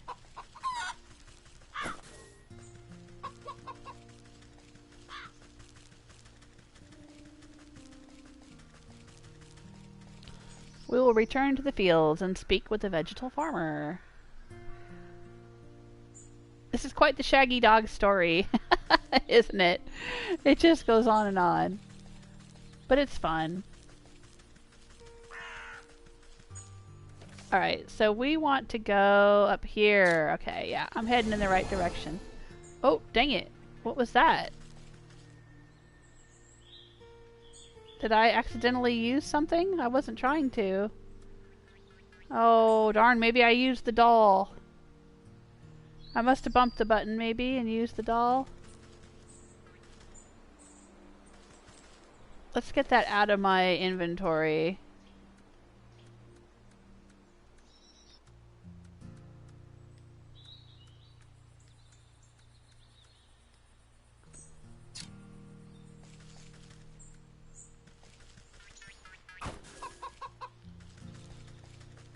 Alright.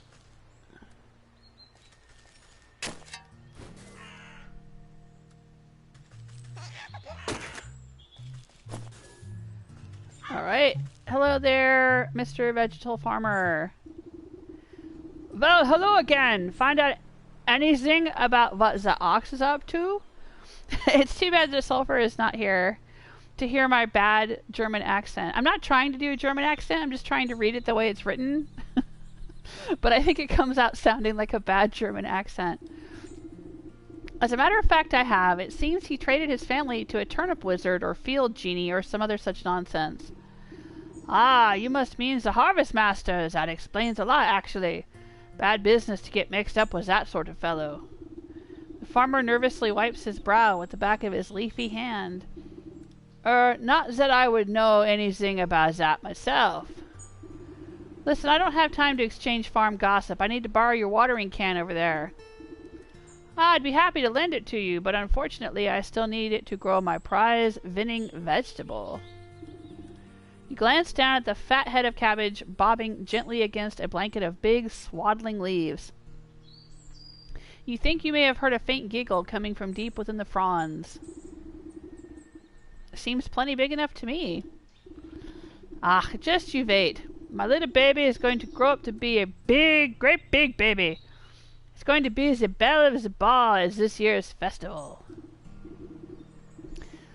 But if it were to, say, grow a little bit faster, I suppose I wouldn't need my watering can at all. You swear the farmer winks at you, despite not being equipped with any eyes. Does nobody here grow produce in an honest way? Let me take a look at the little tyke. You look down at the fattest little cabbage you've ever seen. But if it gets your hands on the watering can, it could stand to be a little fatter. Okay. Alright, let's use the water. You spritz the cabbage with fresh, clear water while uttering a simple horticultural charm. The water beads like dewdrops before the leaves drink them up and brighten in color. Okay, let's use the turkey gizzard stone. Crushed into fine powder, a gizzard stone lends potent nutrients to the soil. Alright, and then we need a growth potion, so let's make that. What do we need to make the growth potion? We need one of these. Magic paste. And we need one of these. The Apothecary Humors. Which is blood, frog slime, and bug ichor.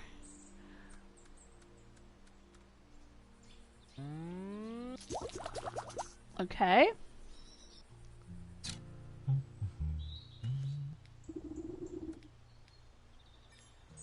There we go. You pop open the cork of the potion and sprinkle the bright liquid onto the cabbage's roots. The budding plant changes to a bright purple, then blue, then yellow. It suddenly goes rigid and shrinks to the size of a marble. The farmer gasps in horror as his precious baby disappears back into the earth. He turns to you, shoulders stiff and pitchfork in hand. He takes one step in your direction but stops abruptly when a tremor shakes the ground. You look to your feet and watch deep cracks split the earth. Hold on to your hat, this one's gonna be big. You hear a booming giggle echo from deep in the ground. The Vegetal Farmer falls to his knees, clutching his hat to his chest. In an explosion of leafy greens and flying earth, the bouncing head of an enormous cabbage erupts into the field. The farmer reaches out to it shakily. My little baby? Papa? The farmer scrambles toward the big, bumbling cabbage with open arms. My beautiful baby, look at how big you've grown. See, with a little love and help from your friends, you're sure to win first prize after all. Oh, I don't even care about that silly thing anymore. Just look at how handsome my baby is. The two embrace, laughing and crying. I guess you won't be needing that watering can anymore. Please help yourself. You've helped me more than enough.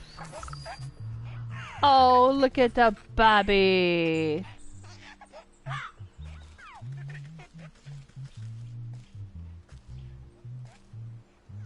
Oh, I love it. That is just absolutely adorable. Oh, precious baby cabbage.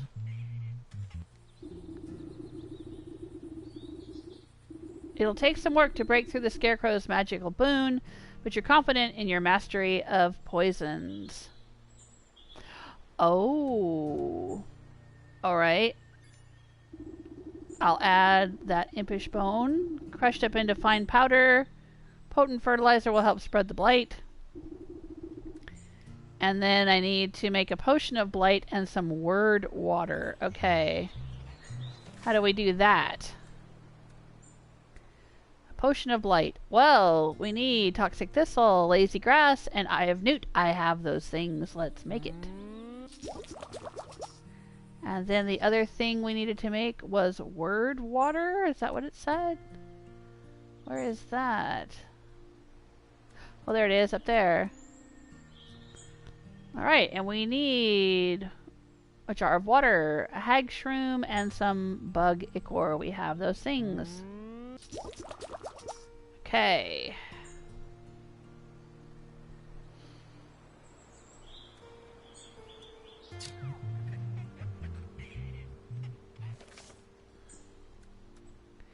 We made the potion of blight. Now we need to make... Oh, we made the word water. Okay, I think we're good. We'll add the potion of blight. You hold your breath and empty the poisonous vial into the container. The toxic fumes make your fingernails curl. And we'll add the word water. A good amount of word water will dilute the poison to keep it from eating straight through the metal can. You find a hefty stick to mix all the ingredients together inside the watering can. You know your work is done when the stick dissolves into mush in your hands. Maybe we shouldn't be mixing this so close to the baby cabbage. I'm just saying. I mean, could we not have picked up the can and walked out of the field so we weren't going to harm the gourd farmer and his baby cabbage?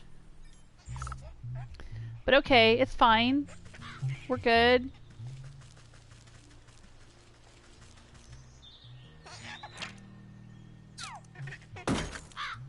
Alright, we'll grab that changeling root.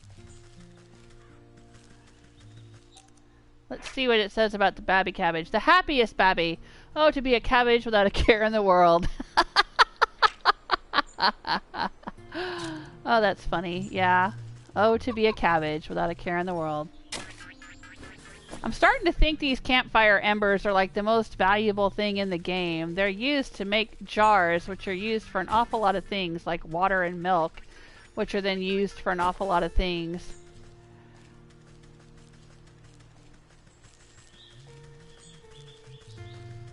Alright, back to the Ox's farm.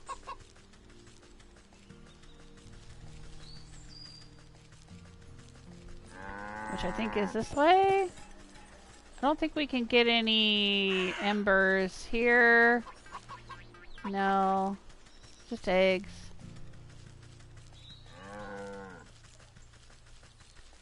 Alright. Back to the Ox's farm we go.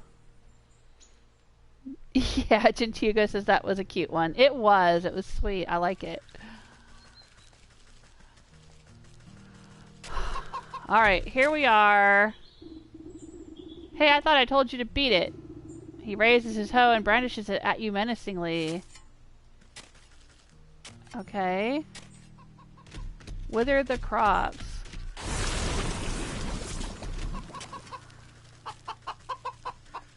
Oh, gotta go over here.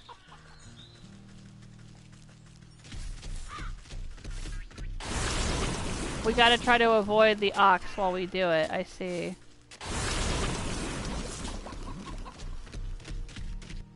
Alright.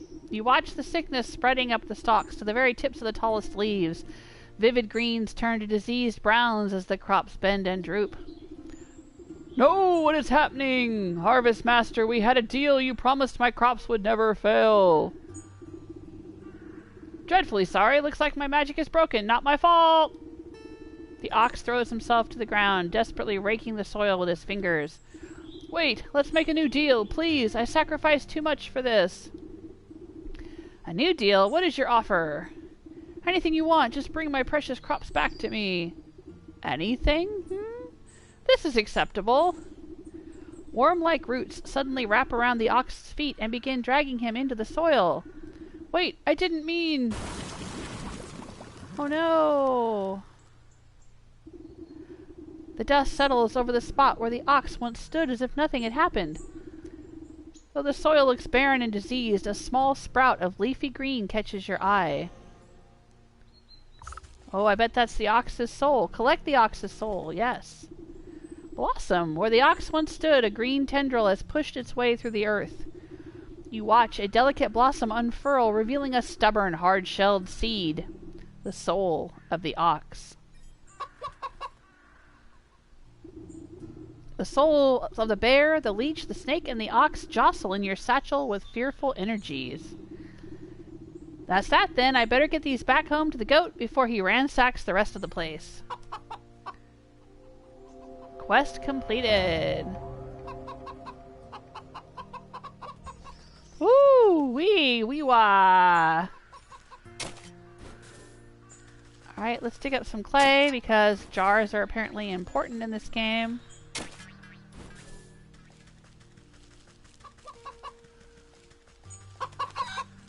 Let's grab the egg. Oh, more clay over here.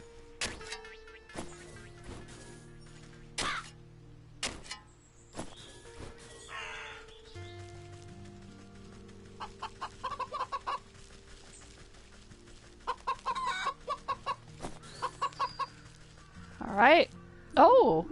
The Ox's family! Standing at the front gate, the Ox's missing wife and son blink in confusion as if they had just burst forth from the earth itself.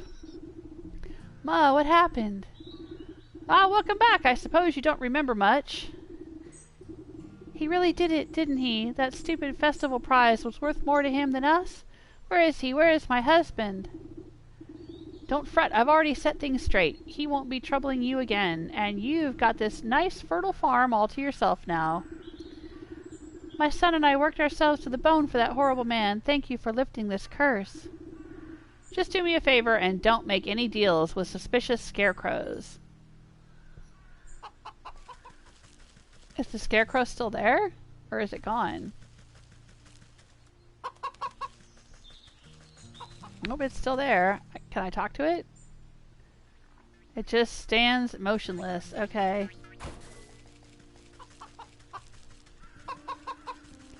Alright, bye-bye. Don't worry now, child. We won't ever have to fear him again. Oh, nice. I saved the poor abused family from that nasty ox.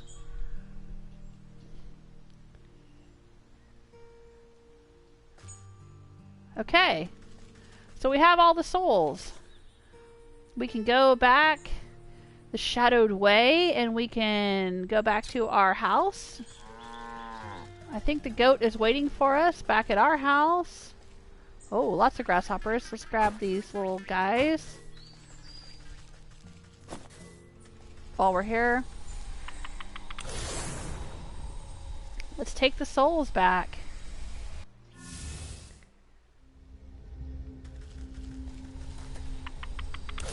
Return to the goat in the shrine. I will.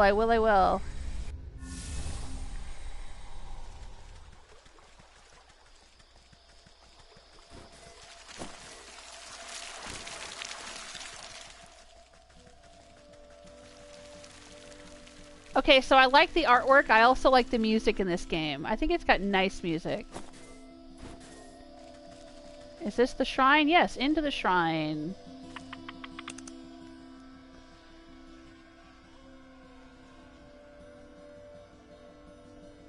I think it did that before. When we went into the shrine the first time, there's like this little wolf howl in the distance. Oh! And I heard it again just now when we entered. So see, that makes me think. Remember I was saying earlier about the wolf and the stag? And the wolf is evil and the stag is good? That's a hint. That's telling us that there's no good going on here. This goat is evil. I mean, in a way I kind of wish he isn't, because that would be too stereotypical, right? But I don't know, we'll see. The goat rears its head at the sight of you, its hooves pound the ground excitedly. Most excellent. I can sense the presence of spirits about you. You must have captured the souls I have asked for. No small task, I can tell you that. Just what do you plan on doing with them? Oh, this and that. Nothing you must concern yourself with. What's important is that you are one step closer to fulfilling your contract with me. Just go ahead and place them in the shrine there. I'll take care of the rest. The goat shakes its head toward a carved relief at the back of the room, grinning in a horrible way that no goat should. You approach the shrine and open your satchel. Alright, I will add the stuffed bear. As you bring the stuffed bear close to the carved stone relief on the wall, It spontaneously bursts into flames in your hands, burning away until only a harsh red stone remains. The stone zips out of your grasp and straight into a socket on the wall, buzzing like some angry insect. You are buffeted by flashes of the bear's wrath, drunken roaring, cowering bodies, splintered wood, the smell of honey. The shrine awaits another offering. Dried worm. As with the first, the mummified husk of the leech turns to ash as you bring it close to the wall, leaving only a glowing orb in its place. Images of the leech slither into your mind, the prick of a needle, the drip, drip, drip of draining fluids, soothing words, restless sleep. The shrine awaits another offering. Cracked mirror. Prismatic colors flash through your head at the thought of the snake. Secrets lapped up by a forked tongue, whispers beneath the sound of festivities. The shrine awaits another offering. Hardened seed. The ox brings with him the overbearing heat of the midday sun, the salty tang of sweat in the soil, suffering sacrifice, solitude.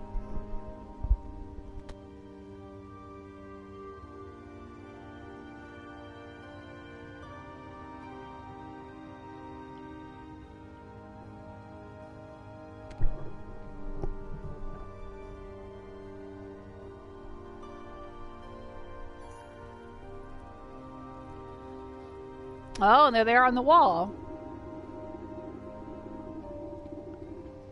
You step away from the shrine and its smoldering stones. Your burdens suddenly feel much lighter.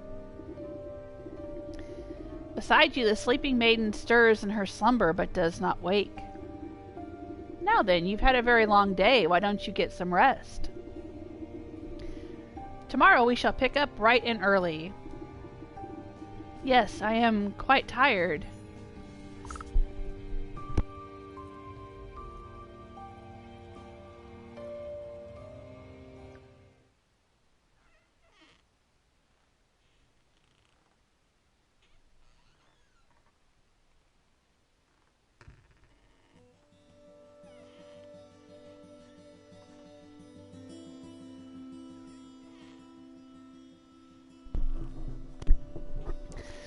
All right. Oh, sorry. My voice is starting to give out on me. It's been a long stream with a whole lot of reading. So we're gonna call it a stream. I think I've been going for over 3 hours, maybe close to 4 hours at this point. Oh, this is such a good game. I love it. I hope you're enjoying it right along with me. Thanks for being here so much. Thanks again to Sulfur for dropping a tip in the tip jar. Thank you to Sulfur, Gentugo, Stella, BJ, Toswevo, Patrick, and so many others that support this channel through Patreon and Twitch and the YouTube tip jar. I was going to say the YouTube chat room, but you know, the tip jar. It was nice to see Kedge. How you doing? Michael stopped by. Herman was here. Good to see everybody. I will probably stream more of this tomorrow because I'm so excited to finish it and find out more about the story. I love the fairy tales. I love the writing. Love the artwork. Love the music.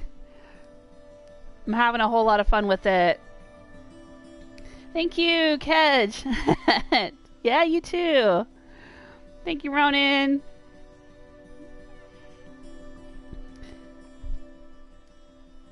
I hope to be back tomorrow. And probably also Monday, Tuesday, Wednesday. However long it takes me to finish this game. Take care of yourselves till next time. Bye.